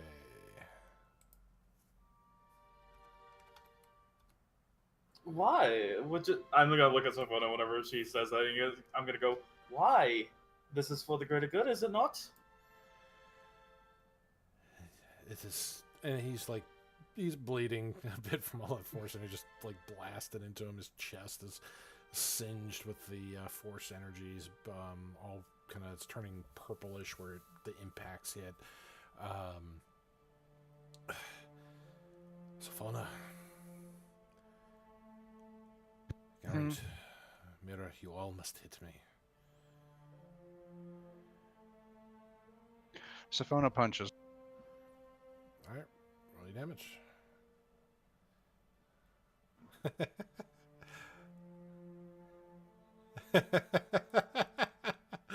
She's not trained on armed strikes. She does 0 damage. As you lightly slap him across the face. He's gonna Garandel. Are you punching him or caressing him, Sophona? It probably looks like a bit of both. All right. Garandel smack him with the flat of his blade. All right. Yeah, because the edge of his blade is gonna hurt like a motherfucker. Yeah. All right, and let's see. I think it was. Let's see. Ooh.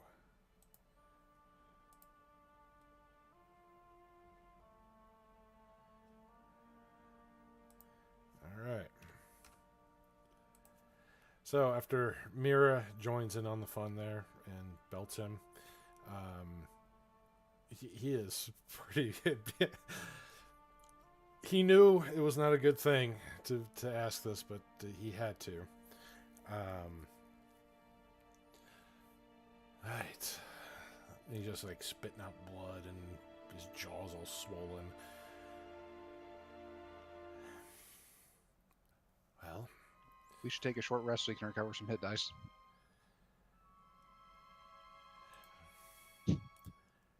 you want Mira to call now or after the short rest?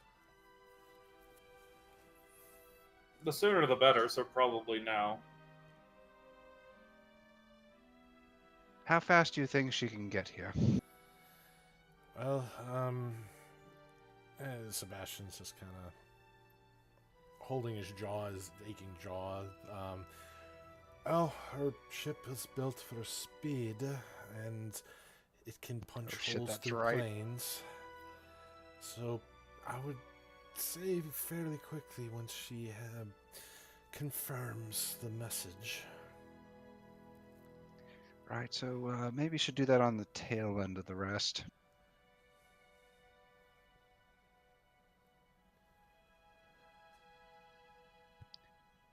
Because I'm assuming we'd rather not be halfway through a short rest and half the city explodes. All right, so I y'all really take a wish short y'all would have rest. talked me out of this. Y'all take a I short was kind of- rest. I was kind of counting on you all talking me out of this terrible idea. Nope. I'm not entirely sure why you thought at least Zorl in any way would stop this. I mean, Zor's Garen got doesn't a really have, popcorn. He's sitting down. He's just enjoying the show. Effectively, yes. Garen doesn't have enough context to really. The Talk only about it. one who knew anything about any of this was Rexia, and that's because Sophona told her. And she's not here right now, so. Yeah. Woo! Well, I've done a great evil this day. I'm gonna roll 3 hit dice to recover HP. she feels so bad. I She's get- eating her piece of chocolate, you know. I get back my channel divinities. Might as Yep. one. That's. Oh, I forgot. Since I'm a bard at this level, you all get to figure out. I mean, I go to max health anyway. So I was only missing 9 HP. So. You, Aaron you stubbed get his an toe extra. and then healed it all back. You get an extra D8 from Sophona singing songs of terrible things about to happen. I like how in the last fight I took more damage from falling than the actual enemies. Yeah. That brings me close enough to max. Well. Alright, so at the tail end of your rest, Mira begins sending the message.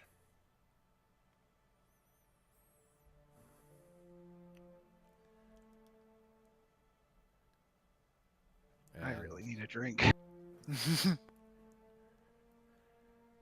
Okay, and I have some beer in my fridge if you want to come over. well, funny you should say that because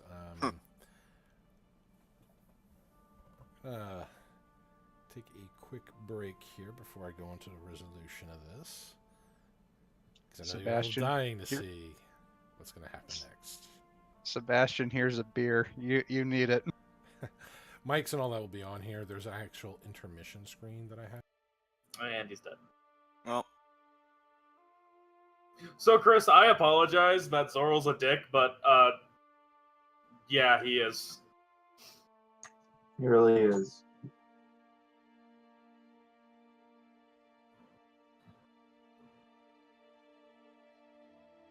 He is lawful good only for his god, and then everything else he does not give a fuck.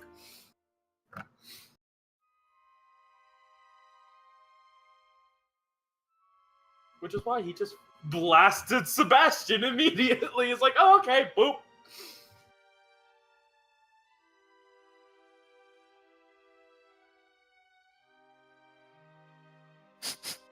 yeah.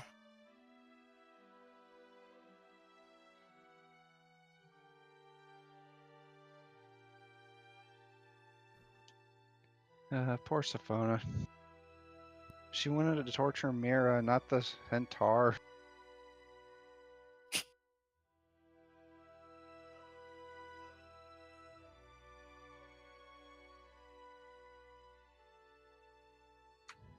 We're taking a break. Yep. Okay. I didn't get to finish my smoke.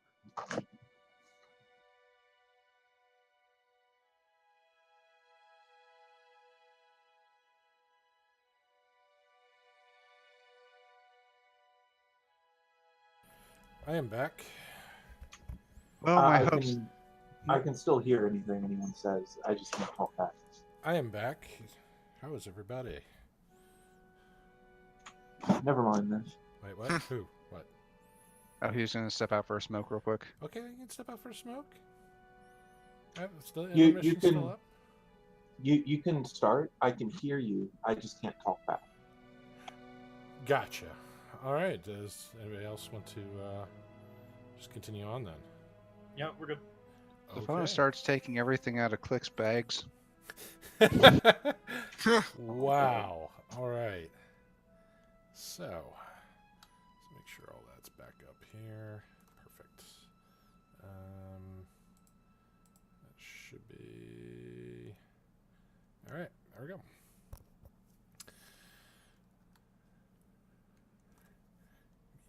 Update the music here. It's gonna be fun. I regret all of my life decisions right now. As we all, both in and out of character. 2.5 years of regret coming. Yeah. Let's see. Which one was this one? No. Come on.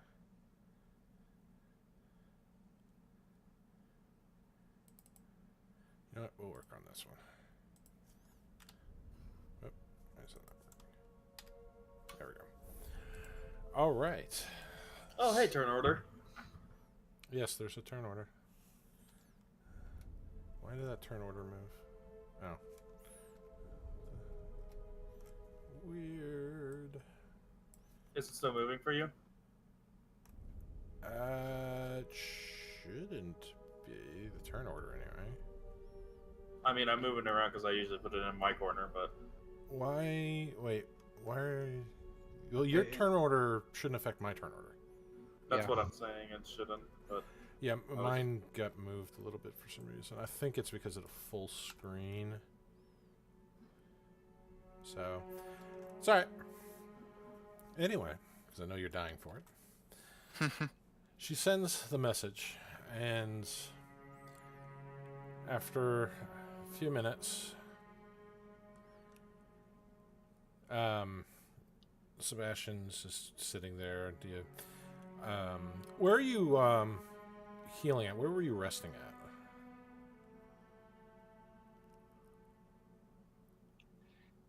We probably shouldn't rest inside this building, should we, Mira?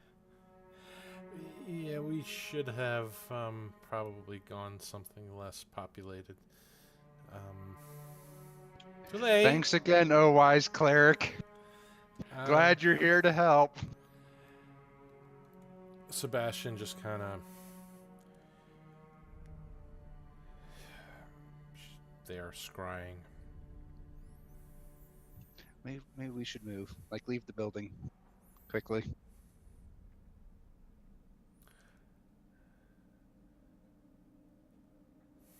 And he just kind of stares and, Mira's there with the holding onto the manacles and. Safona kicks him. Move, pony. We're getting out of the building.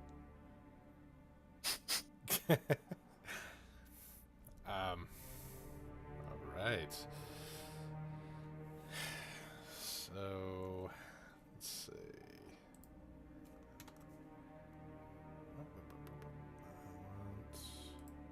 That's what I want right there. All right. So yeah, you kick him, and she's dragging him outside. Where are you going? I guess we should probably walk towards the nearest front line. Okay, that's going to be over an hour's travel.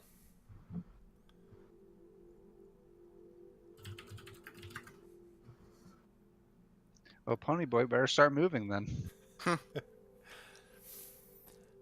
So, about 10 minutes or so into your travel, above Kymal, there's like a thunder's peal as this vortex of swirling blue energy starts to form above the city. Arcs of lightning start shooting out, striking some of the taller structures. Winds start to kind of, gale force winds start to pick up high up in the sky. You see birds kind of get sucked into it, into like a puff of feathers.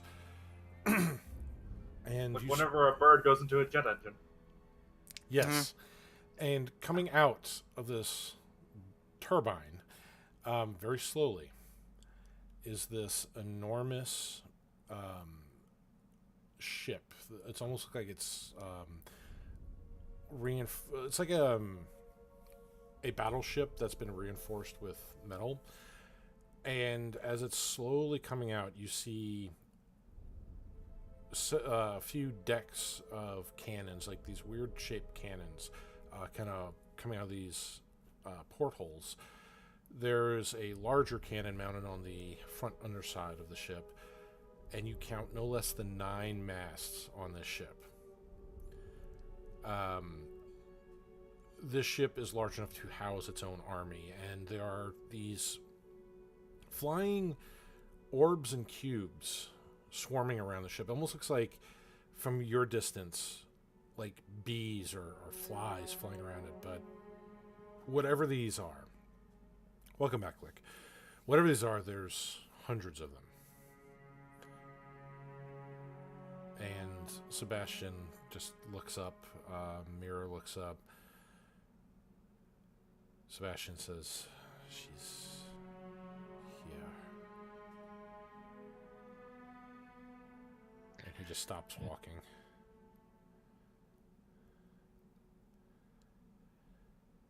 That's kind of foreboding, is it not?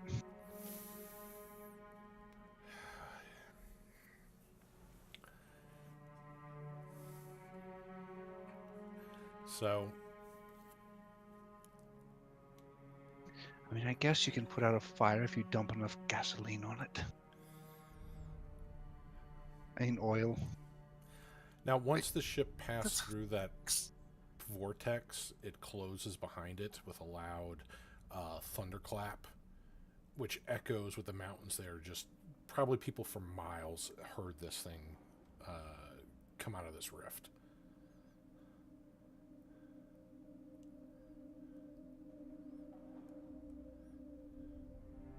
Well, we probably also panicked a lot of the populace and the leadership here. In hindsight, maybe this was not the best idea. Can't exactly go back on our word now, though. Strategist, by the way. Okay, Raronji. Good to see you here. I may Alright. have made some terrible life decisions. Why didn't you talk me out of this, Mira? Oh, now you admit to making mistakes. I thought you were flawless. My only flaw was listening to you. Didn't complain that night. Oh, it's so good that Rexia's not here. So good. So good. No, I complained about 15 nights later. And I have no idea where that joke was going. Shut up. Aside from you two lovebirds resisting making out with one another, how long are we expected to wait here? Not very long as those spheres and cubes start flying down. They have metallic wings. They seem to be metallic beings themselves. Zoral, you haven't seen one of these before. They've seen something similar when the rest of the group was traveling through the inner planes, like that duo drone. The one that got obliterated on the plane of fire. The dumbbell, as Rexia would call it. Oh yeah, dumbbell. Yeah. I completely forgot about him. But these seem to be of slightly similar kin to it, but there are hundreds of them. They're kind of swarming around. They're flying down, and a few of them come by your area since you're out in the street, and looks at you all, looks at Mira, looks at Sebastian, looks at Sophona, fly up to Zoral, just kind of looking up and down, and quickly fly off to Click and looks him up and down.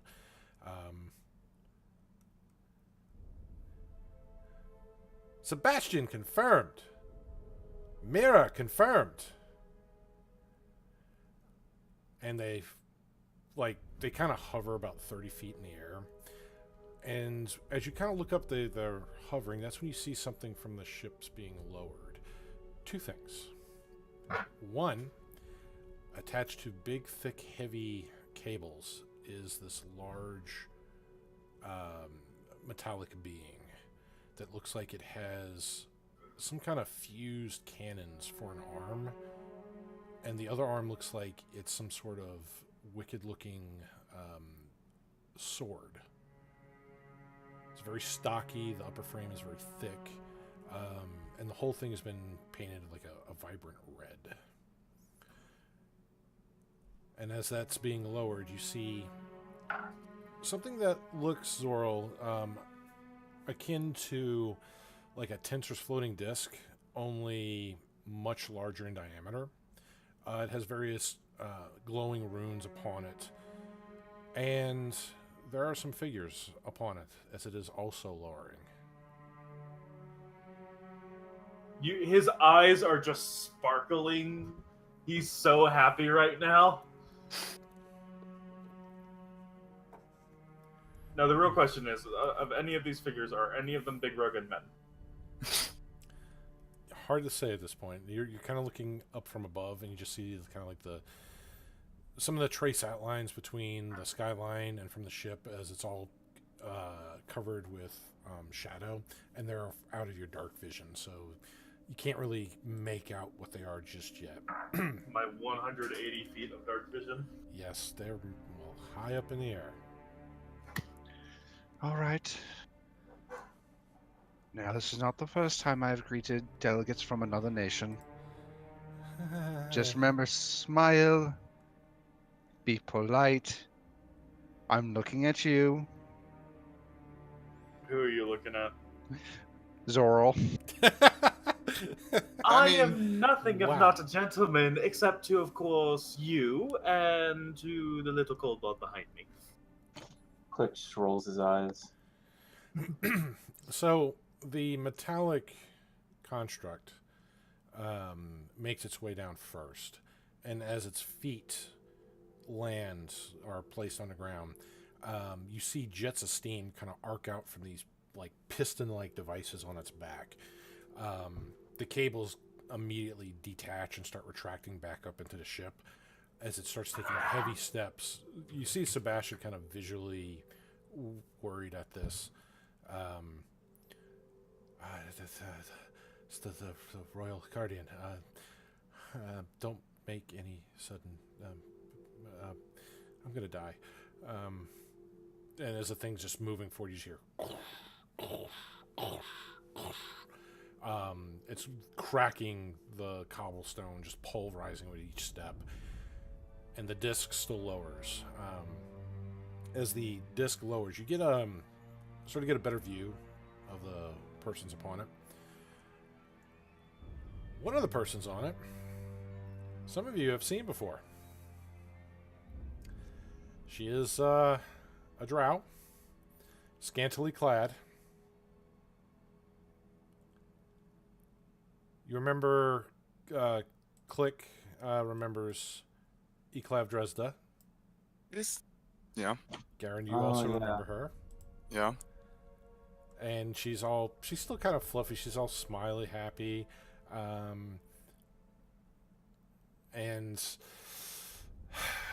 there are some guards kind of with her. There's also one that's in a kind of a full set of metallic armor. It almost looks like it's been over polished to the point where it's like almost perfectly reflective. And there is another individual that stands out between these guard that are dressed mostly black. They have tinges of kind of like the royal reds, little unknown symbols in kind of purple. But they're armed, their weapons are they're drawn out. The other being that stands out is this cloaked individual. Has a very simple but well-kept, plain, light brown robe. Almost to the fact that it's so light that it almost borders on like the razor's edge of barely brown and starting to be gray.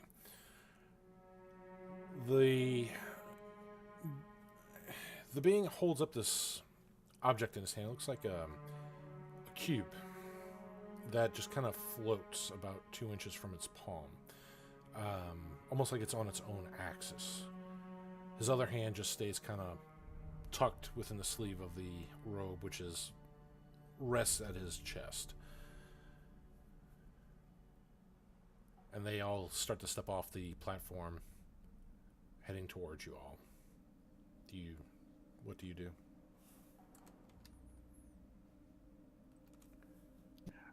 Right. Smiles, everybody. I am going to sit there, smile, and wait politely. Click is waiting silently, unhappily. Sapone steps forward and takes a bow. The troop that's coming toward you stop. The big metallic being does not. It just keeps moving forward until it gets about 20 feet from the group, where you see the jets on the back of it just kind of exhume the steam like exhaust. It is pretty towering. It's easily about 18 feet in height. It's probably about half that in width. Click could fit inside one of these cannons that it has on its right arm. Terrifying.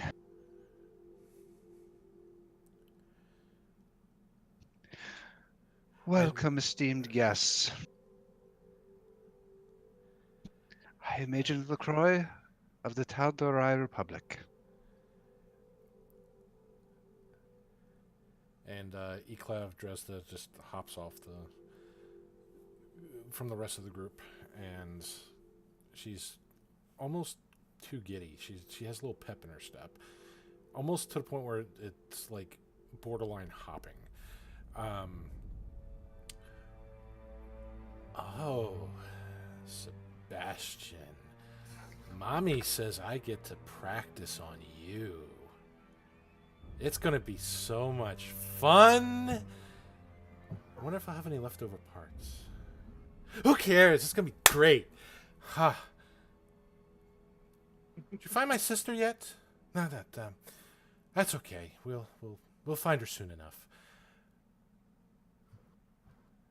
And you must be the one Mommy's been talking about. Oh, she wants to have a word with you.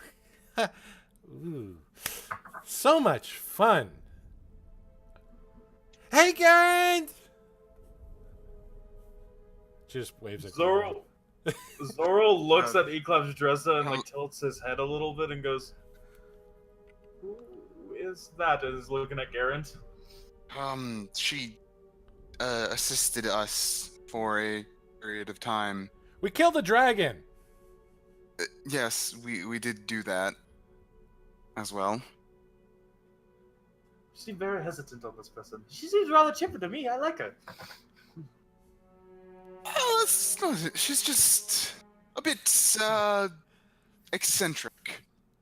Oh, well, Oh, better. come now. You're just shy. I really would have wished that you or that other big fellow would have taken me up on that offer. I really need to practice more. I keep leaving extra parts. That's okay. Sebastian's going to help me practice.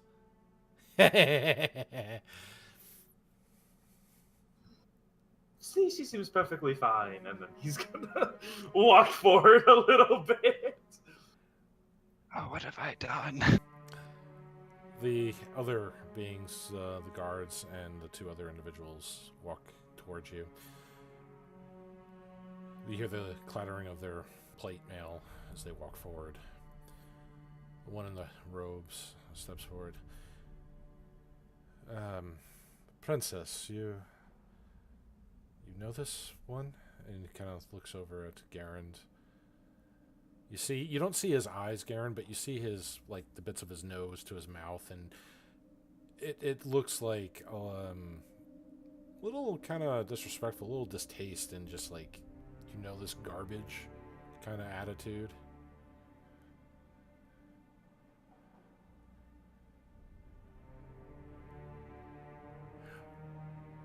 Yes, we got to fight and kill, though they wouldn't let me put people back together again.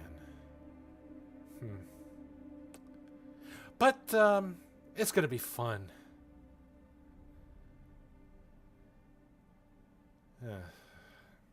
Might I join you in this activity? It sounds delightful.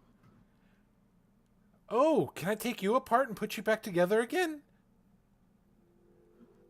I don't see why not. Woo! She just kind of, like, giddy, just, this is going to be so much fun. All right.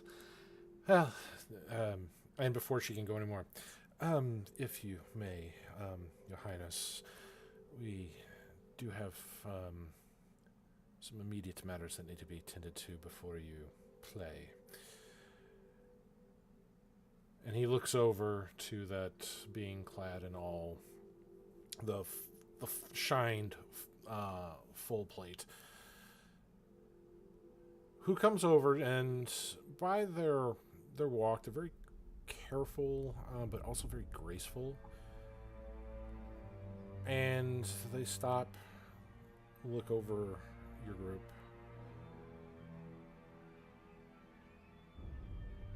Looks over at Sebastian, walks around him very slowly.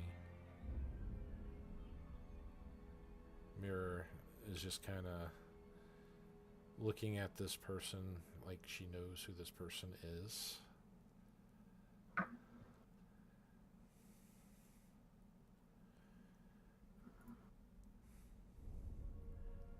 And after she goes around the group, she walks back over by Sebastian and very forcefully pulls his hair, his long hair, arcing his neck.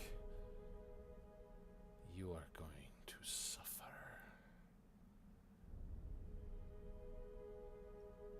Now, let's not jump ahead of things yet.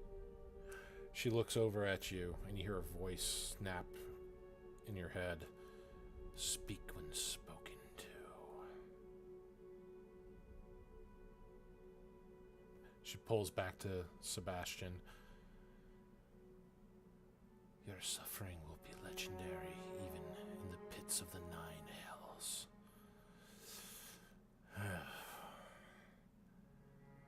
She takes off her helmet, and underneath you see this strikingly beautiful drow woman.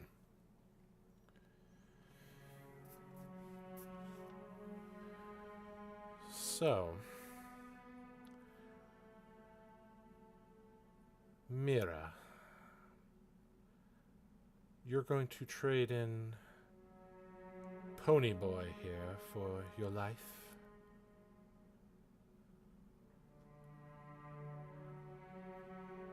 And Mira's just, she looks so nervous.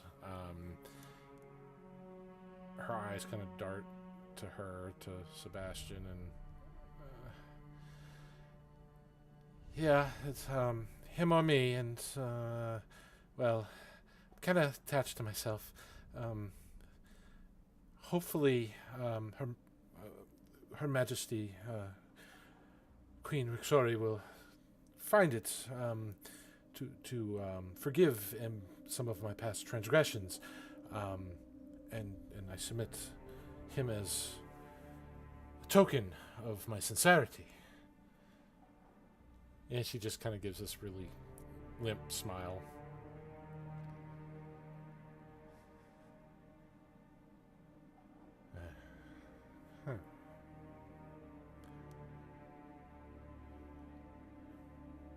And what are your parts in this? And she's addressing Sophona, Garen, Click, Zoril.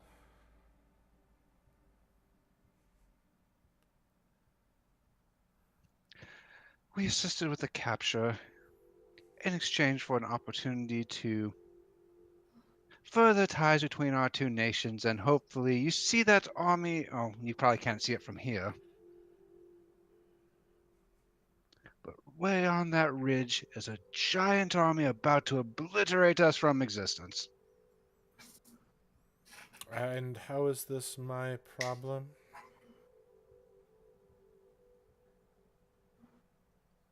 Well, With the pony as our goods, we're not handing him over until we've made some negotiations. You say that as if you have any sort of leverage in this conversation. You have none. I'm gonna take my Morning Star and hit Sebastian with it. Full damage. This is with Shillelagh, by the way. Actually, no, this is my packed weapon. I don't even have to roll Shillelagh. Yeah, that's 10 damage. Alright, so you bash him with that. Whoop, hang on. It won't let me change it. Yeah, so you bash him with it. And he staggers and falls, and starts trying to get back up. And she looks at... If you'd like, I can make him a part of the Raven Queen's domain. You're going off script here. So your plan is to kill him if we don't bargain with you? Is that it? Also, it's also impossible to incinerate his body. It is rather difficult to revive someone whenever they don't exactly exist.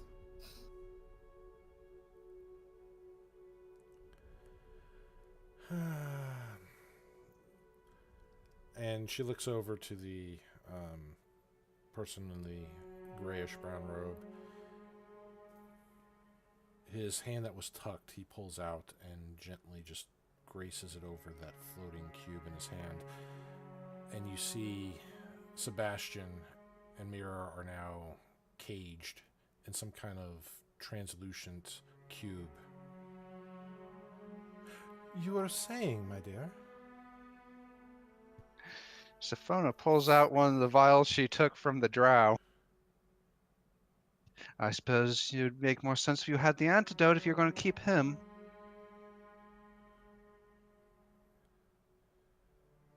Oh, thanks, Di. You have lucky, don't you? I've got 1 point of lucky left. I think this is now or never. 27.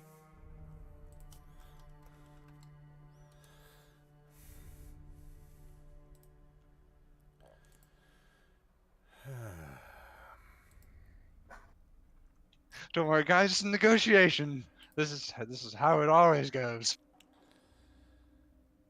Oh, this is such a terrible idea. I'm going to stand as you're like muttering that to yourself. I'm going to stand in front of you just a little bit so it doesn't look like you said that.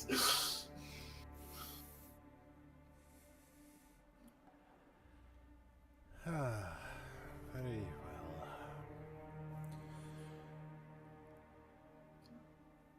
All we ask. Tarn, bring those two to the ship. The rest of you follow me.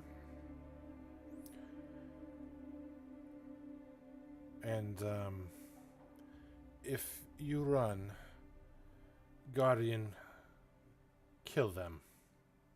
And that's when you see the construct just... The cannons kind of lower and aim in your general direction as they just pan and follow your movements. Why would we run? This is so much fun. And they return back to that very large tensor's floating disk, like glyph. Well,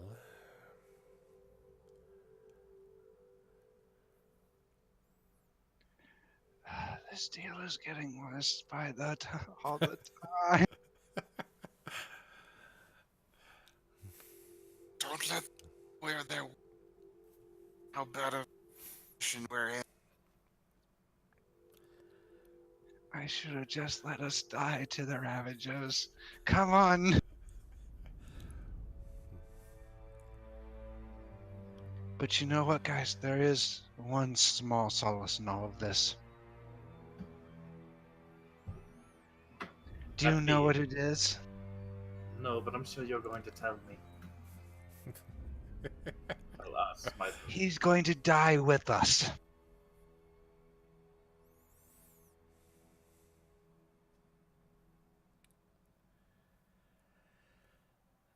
so I don't know about you, Click, but that does give me some solace. Click just shakes his head. He's looking sick.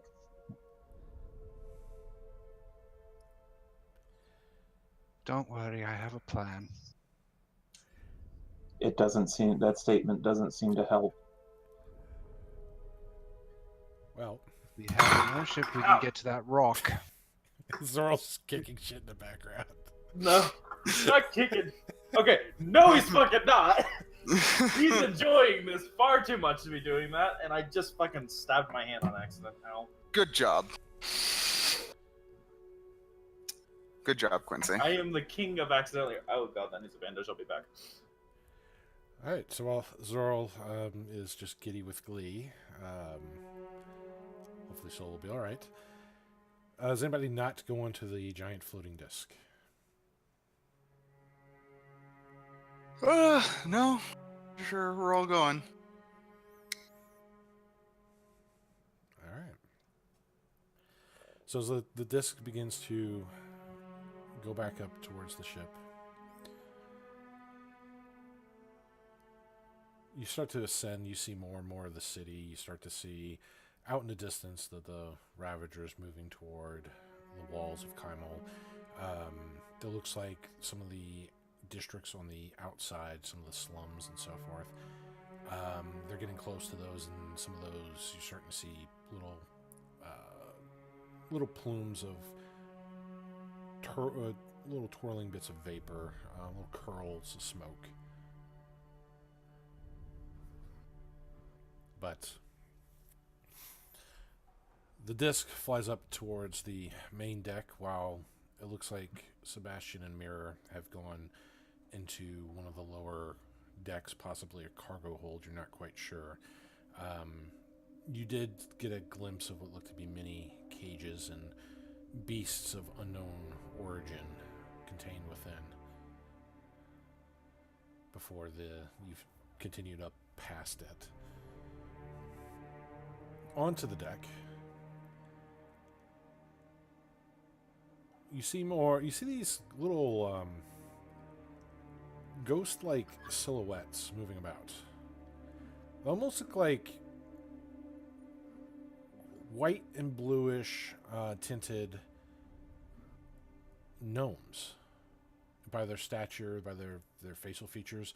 They don't really seem to have a mouth or eyes. They just have like almost like they have the hair kind of where it would be there, but there's no texture to it. They have the ears, but there's no definition inside of it. They have what looks to be outline of clothing, but you're not sure if it's like a smock or a jumper or something. You can make the outline of clothing, but you can't see any detail to it. They just look like a flat white with little hints of blue beings running around the deck of the ship.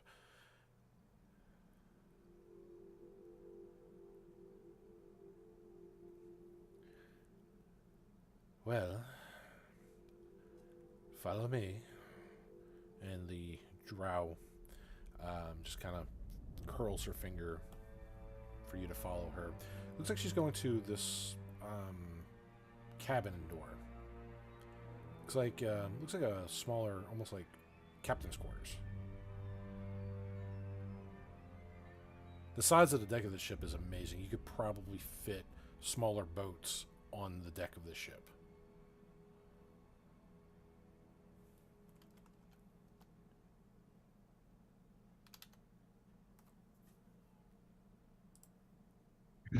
Well, come along. Let's not keep them waiting.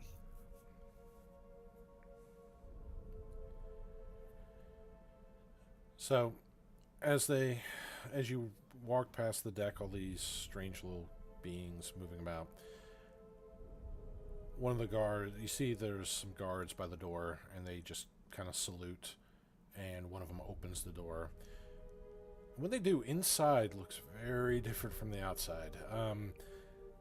The cabin height itself is maybe about 12, maybe 14 feet-ish at its very top. The interior doesn't match the dimensions of the door, the cabin. The inside, immediately, is this giant foyer with marble-crusted pillars that easily go up about 30 feet. There are various bits of artwork, lavish rugs. There's this big red and gold rug carpet that just travels through this foyer down to some of the connecting halls. There's a double curved stairwell going on the inside of here to what appears to be a second floor. You almost double take, just like, is what?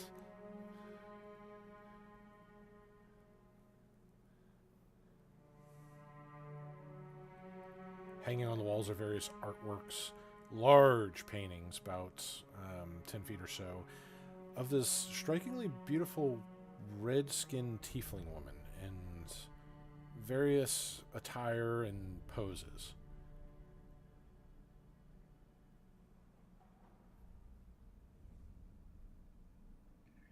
Your royalty, I expect. And Clavjo's is like, yeah, that's Mommy.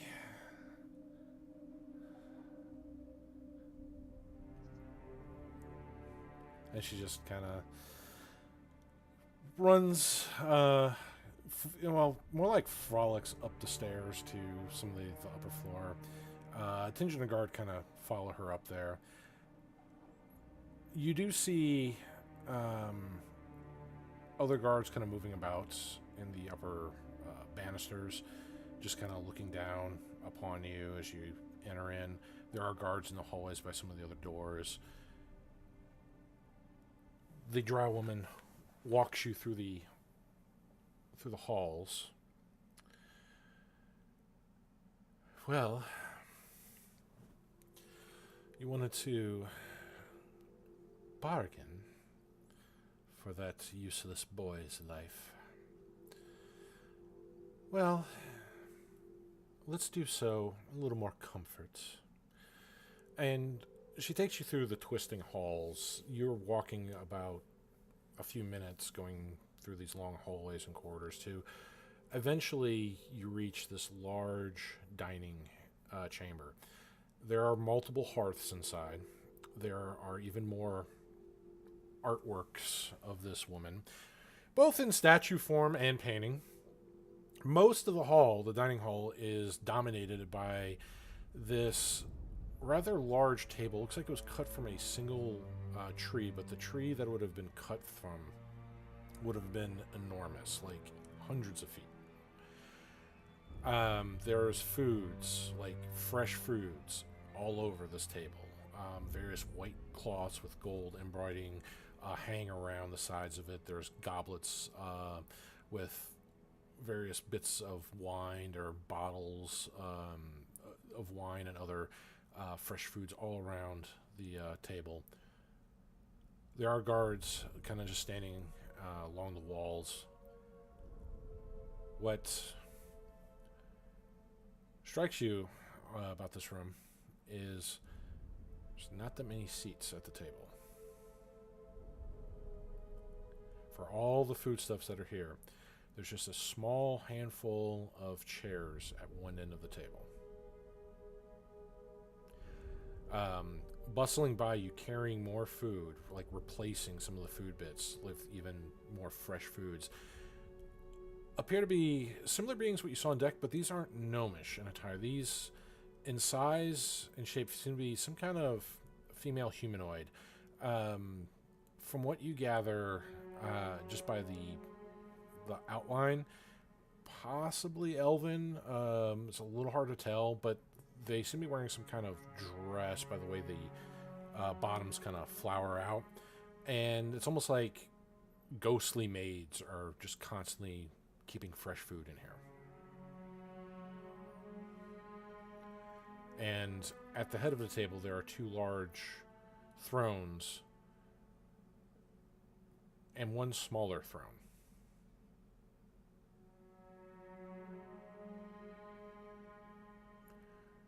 The armored drow goes ahead and sits onto the leftmost throne.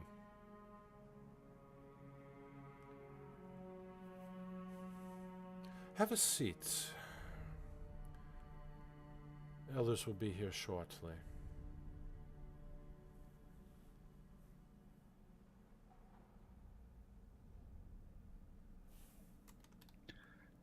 Very well. We don't have much time.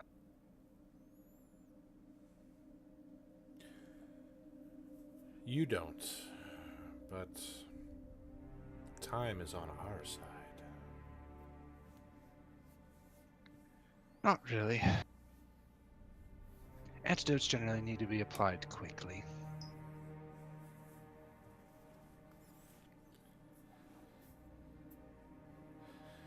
Yes. That they do. When they're applied.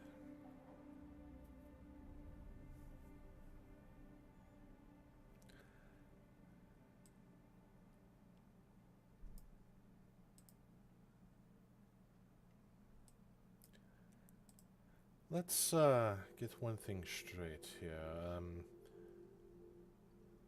What was your name? Sofa? Agent LaCroix. Ah, yeah. So, LaCroix, I don't trust you. I don't care if you trust me or not. But know this. Pony Boy downstairs is leaving with us.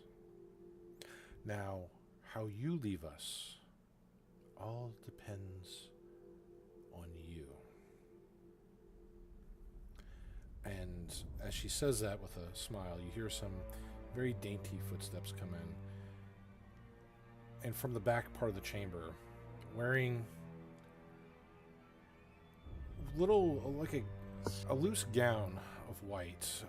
It gets a little tighter by the waist, but then kind of loosely flows down. Past that, you see little metallic armbands and various bits of jewelry adorned. That same woman that's in all the paintings around this place has entered in the room. Clearly a tiefling. She, for the most part, where you can see, is just the gown and the jewelry. You can see her shoulders. You can see most of her arms, some of her legs.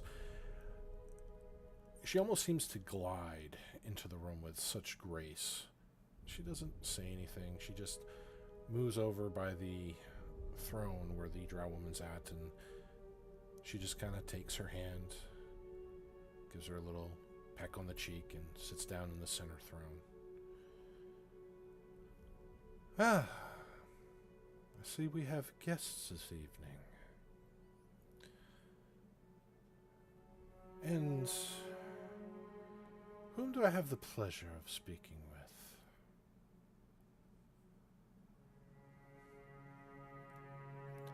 I am Queen Rixori.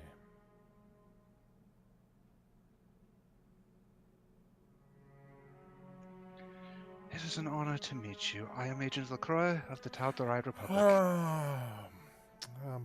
Sorry. It's been a long journey here. So, you're the ones that brought the traitor, Sebastian?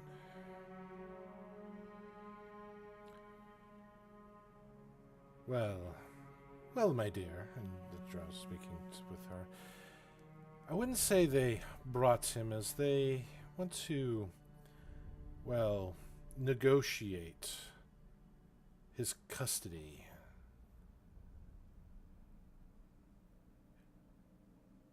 Simply handing over a traitor to a foreign nation is not good enough for them.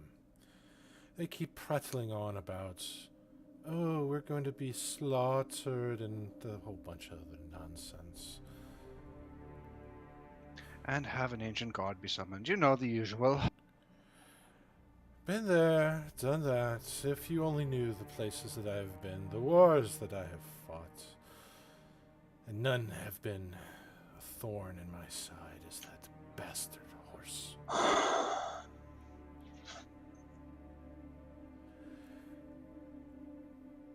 Now, why do you not want to hand a traitor to our empire over to us who is rightfully ours to take, to administer our justice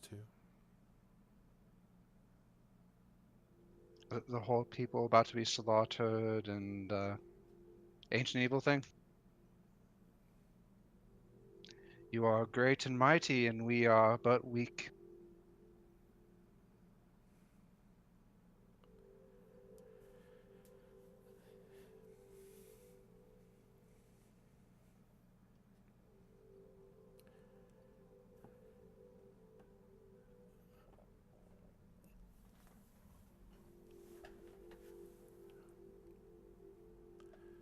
And all you have to offer us for this war is Sebastian, the traitor.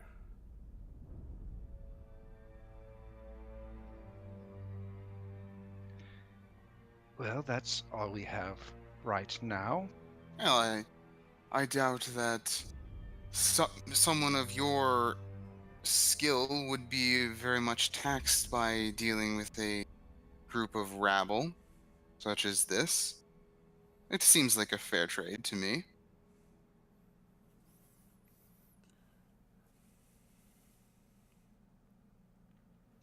And I do seem to recall somewhere in this story that you are still looking for somebody in our world.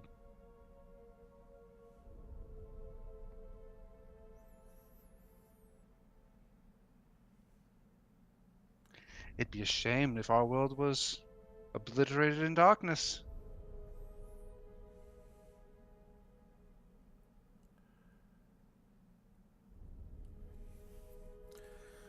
Well, yes, I am searching for my one of my daughters who, the traitor, well, put in harm's way.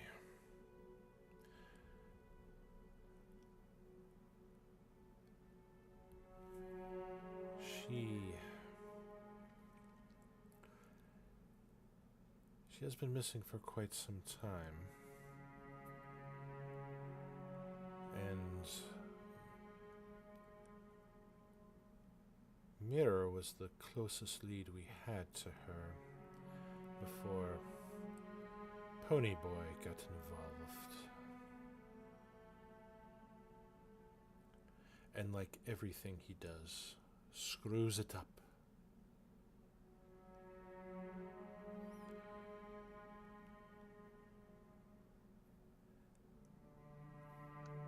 Well, I shall have you know that the Ministry of Information is not known for screwing up. And I, as the most talented agent, would love to help you with that problem, but I have just so many to deal with at the moment.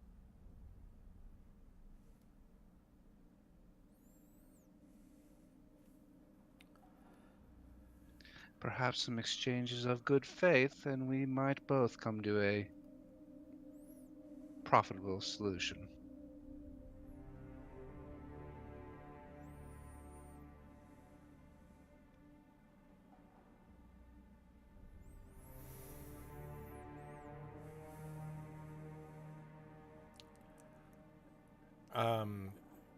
As you say that, entering in the room, is somebody that you and Garand hasn't seen for a while. Actually, Click was there, so Click we actually have seen her as well. It was a young woman, green skin. She looks. You've seen her before. Her origin is kind of unusual. She looks like she's almost like a green tiefling, but clearly has some orc origins in her as well. She enters in the chambers and kind of just greets her mothers with just a light little touch on the hands and goes over about 10-20 feet from you to where they have like these chickens and things. She takes this big giant like turkey haunch and tears it up and then takes like a bottle of wine. Last time you saw this girl, she seemed scared as she came forth from a flaming pentagram from the ground.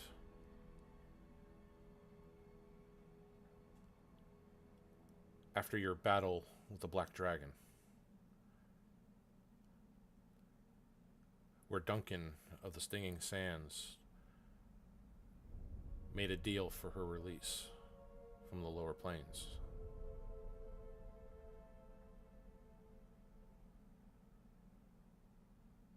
You know, as fun as this all is, and as pretty as some of you people are, we are a bit on a time schedule here.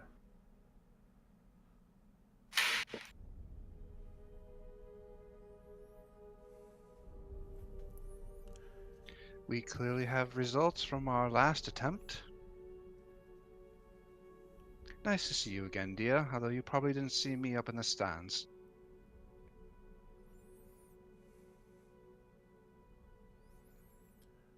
She kind of just grunts in your direction.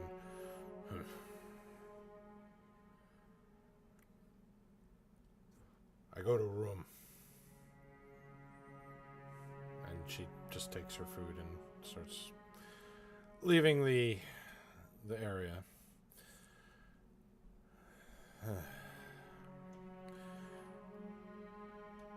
My other daughter did say something about some locals assisting her in returning my daughter.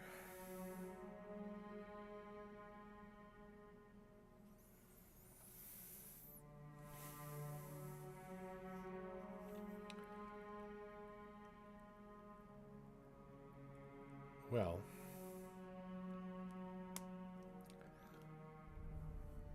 how do you tend to find my other missing child? I want to make sure your plans aren't as foolish as that horse boy.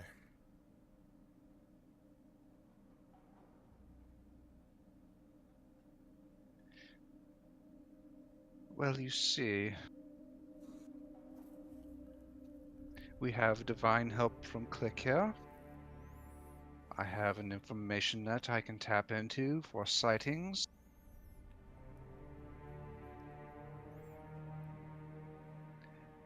And do you know how she went missing? You were saying? Wait, Sorrel, you were saying? As a bit of a sellsword myself, there is a group that I am associated with that might know a little bit of the darker parts around the world that we did try to keep out of your little network.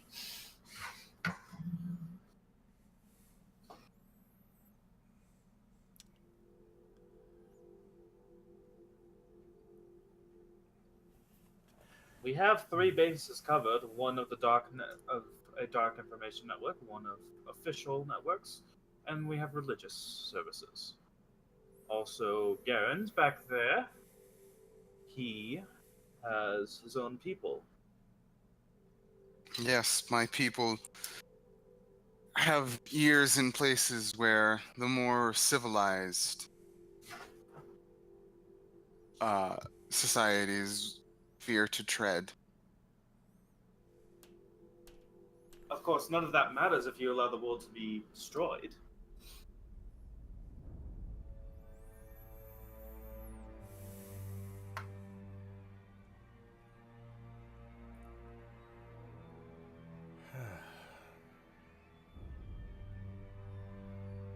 Make a persuasion check. Ooh, me or Savona? Who would like to make it? Would the other person... Would it be at advantage because we're both technically doing it? Sure. Then Savona, because she's higher by 3 points.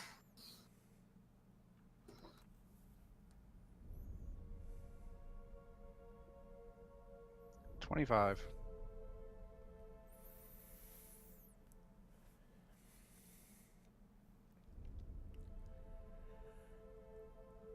Well, you say you have these knowledges, these access to these networks, yet why haven't they come to your aid in your time of need? That we need to step in and fight your battles for you. Maybe it's because we actually want them to live. Not to mention timing. Do you know how hard it is to get an army to march on a minute's notice?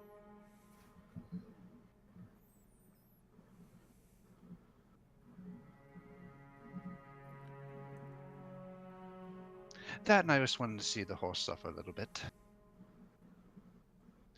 I've not quite forgiven Mira for some of the things she's done in my past. Well, I too wouldn't mind seeing her suffer, but considering what she's done,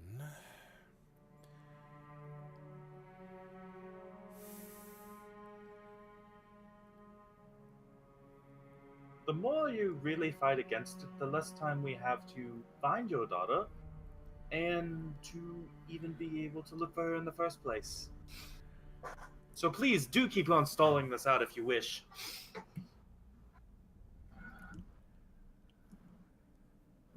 you there, blue one.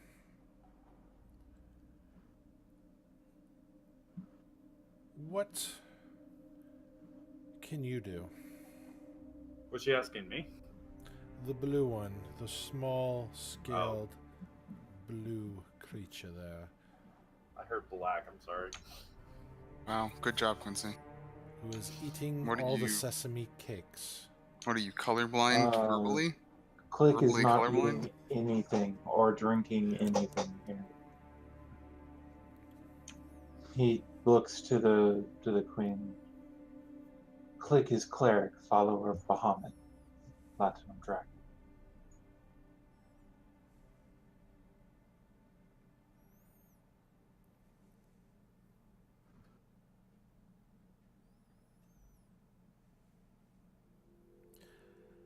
And has Bahamut come to your aid against these foes? Bahamut is always with Click.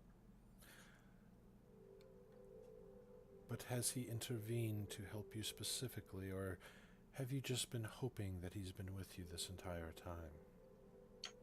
Click crosses his arms and just stares angrily. I was like you once, little Blue.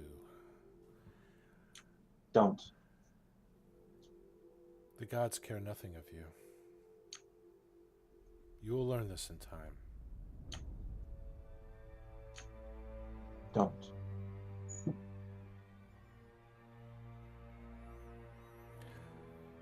truth is, they're no different from the forces that wait for you outside your pathetic city.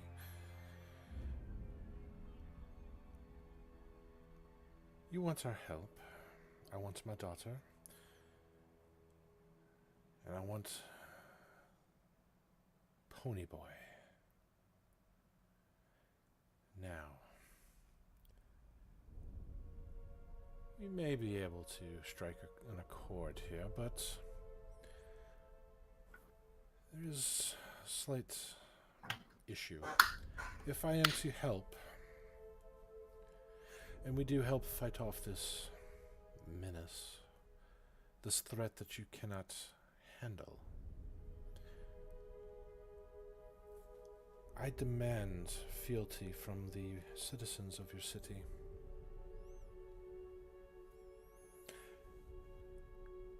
It will become a part of my empire. If I am going to fight, it is going to be for my people.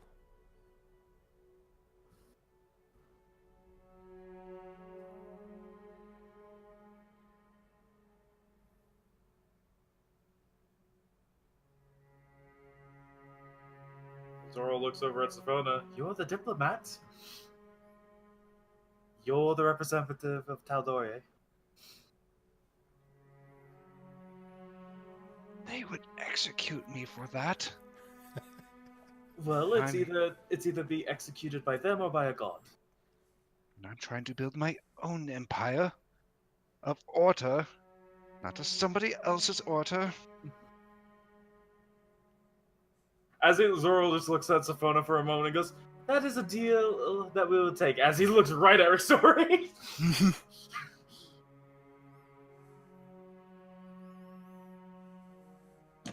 No. I can't hand over my republic just like that. We don't exactly have much of a choice.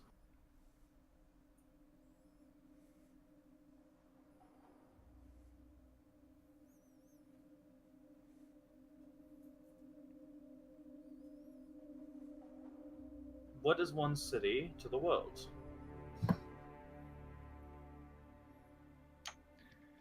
Right, let's make this a little bit better. If we hand over the city to your empire, I demand the position of magistrate.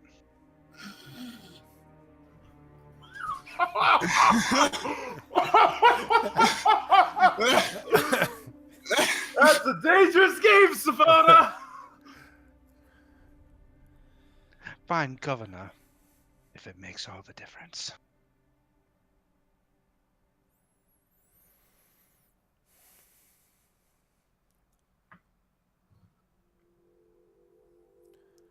She kind of looks over at the drow. And drow just kind of smiles. But you'll be enforcing our laws. And you'll be following our empire. Your loyalties will be with us, not your previous masters. Can you live with that change? No. Click the options are they burn down the city, or we follow their laws. Their laws? Torture, kill, evil. It's not their city.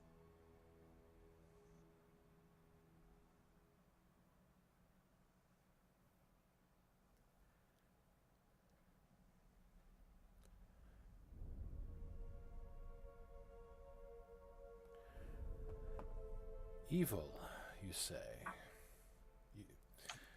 Little kobold, you have no idea what true evil really is. Kashali, show him. Click.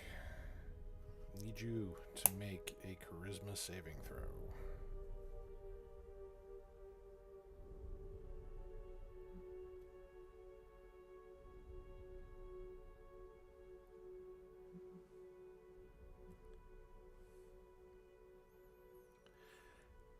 All right. So, while you are trying to block access from this intrusion into your own kind of personal memories, you are being shown images from Kashali's memories. The images that you see are of a city that is been enthralled with slavery, evil beyond the likes of which Click could never have even imagined. The scale of suffering. Not just one city, many. Ones filled with giants, dragons, people that burn and are left for dead in the burning sands of desert wastes that go beyond the horizons. Lands that have been turned to ash and cinder. What you see, Click, in your mind is a whole different level of suffering. And what you see is you see this drow and this tiefling woman fighting against that tyranny. You see them bringing order to the chaotic lands, removing the corruption of evil there. You see the masses cheering her in a place called Sanctuary.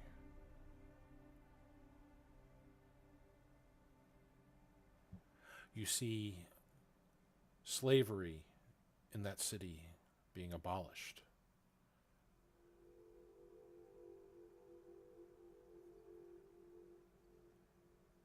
And the visions kind of stop. There's a lot of things that were flooding Click's mind, but these are the things that he was able to kind of focus on long enough to kind of see what was going on.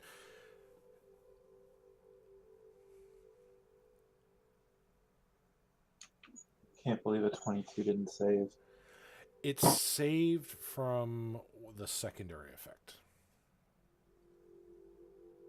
which is a good thing, because then she could have plucked out a lot of information that you Click probably wouldn't want her to know.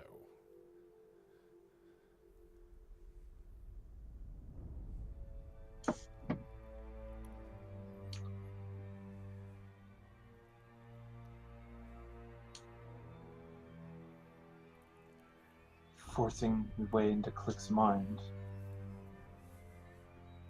Supposed to make me think you're less evil? You've seen the populace. You've seen what we can do, the change that we bring. I don't deny our nature, but you can't argue with the results. all Click has seen is you arriving and talk nothing but torture and your own game. That is all Click needs to know.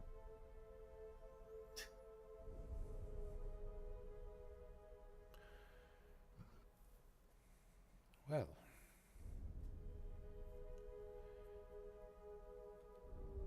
if we don't have an accord, then we're at an impasse. Do you wait for your people to die? Or do you join my empire and we fight to save my people? As you so eloquently stated before, clock is ticking. Zoro's going to take his necklace, his medallion of the Raven Queen, and rip it off his neck and toss it to Rixori. And why would I want this? That's so you know that I am going to be with this. I care not what they decide, but my favor is if you want a city, then you can have it. Get it? What? What about you? You haven't said anything about this one way or the other. It is not particularly my place to say, feel. Then you are neutral grounds. Yes.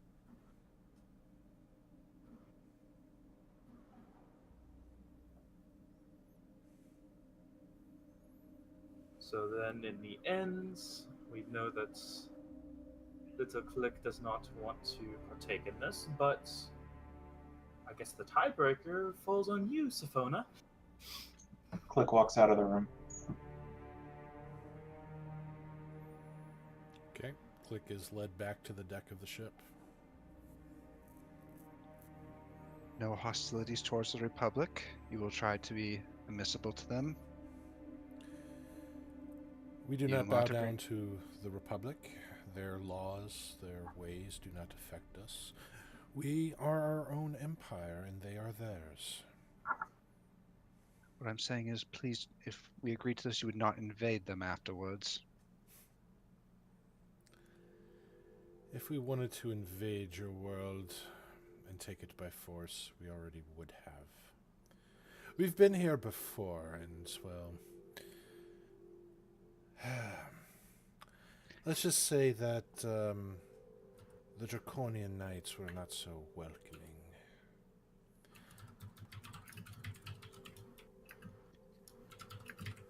You will not introduce slavery into this town. And after we have finished here, you will assist us in getting to the location of the skyrock that will summon the ancient god to obliterate our world. We'll take it from there, but we need to get there quickly before end of days.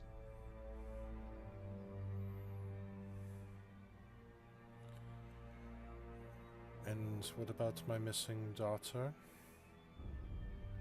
It'll obviously be royal decree at that point now, wouldn't it?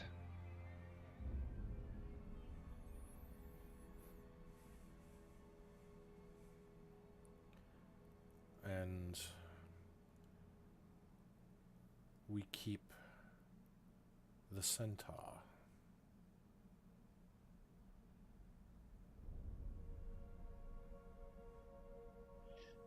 The player and the character are in two different avenues at this point.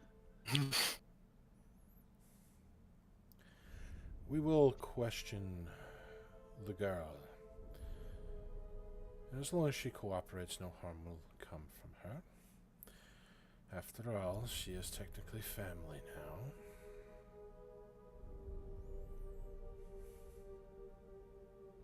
And the centaur as well.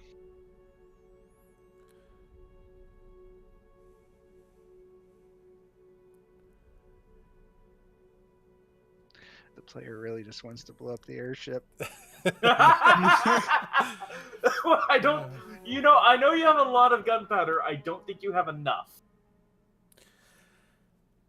I can cast Firestorm twice. He has already caused the loss of 2 of my children, as well as, well, more transgressions than I care to go about in this conversation. His sentencing for those crimes must be carried out. He will not die, but I guarantee you will wish for death.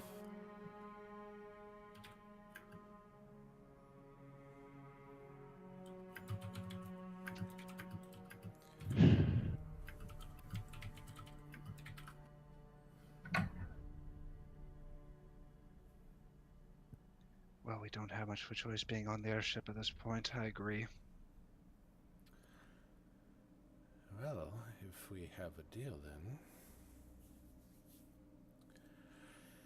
She just kind of smiles and fills up a little goblet. The little maids come swarming in and start kind of filling up little goblets. Well then, a toast. Zoro will immediately pick his up and toast. To my new empire. And my new magistrates. To your glory, my lady. Can I insight how hard Safoda had to force that out? 18. How hard were you forcing that out? Wow. Go ahead, roll your deception there, Spoda. Oh! Damn! She even believes herself. Plus 13, This yep. definitely isn't part of another long ploy. Clearly. Come on, get and join us. Yes, join us.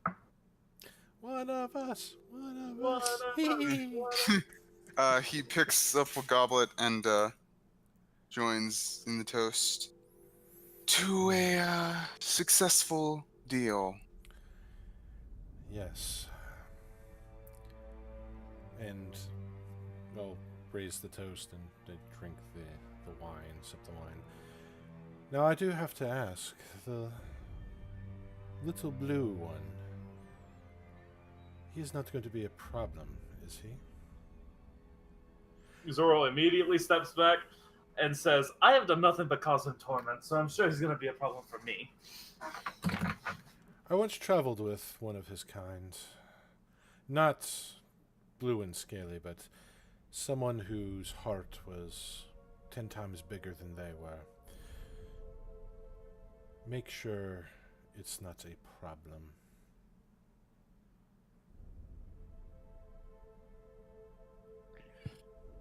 Of course. Well,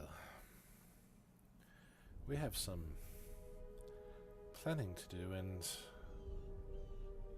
you all have some preparation to do. Please, stay and enjoy your meal while we get you properly outfitted for the Empire. And the tiefling woman stands up and walks out. The drow woman, who you know as Shali, she just has this grin on her face when Rixori says that, and just excuses herself from the table as well, leaving you in this massive dining hall, still with guards. They don't interfere with you, but you're allowed to pretty much take whatever you want from the table. As you ponder what exactly she meant by that. And that's where we're going to stop for today.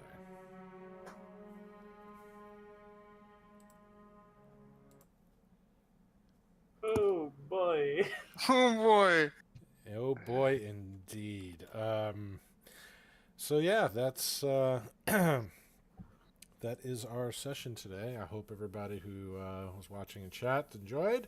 Hopefully those that had questions in chat, you had your questions answered. If you want to talk to us outside of the games, join our Discord or leave any kind of comments on our YouTube when we upload it. Or you can talk to us live during the game. We are more than welcome to talk to any of our viewers. But that is going to do it for the Tales of Exandria this week. We'll continue the adventure next Saturday at 1 p.m. Now tomorrow, normally we have a Sunday Tal'Dorei game. This one is Tal'Dorei Reborn. It is done in a completely different campaign. It is not linked with this one, so they can destroy their own worlds as they see fit. We are doing a one-shot, so if anybody in our Discord is interested in playing that, please chat in our Tal'Dorei Reborn. We have the information there. Otherwise, please join us for all the shenanigans that's going to happen tomorrow with that. Till next time, though, be safe, everyone, and happy gaming. Bye-bye.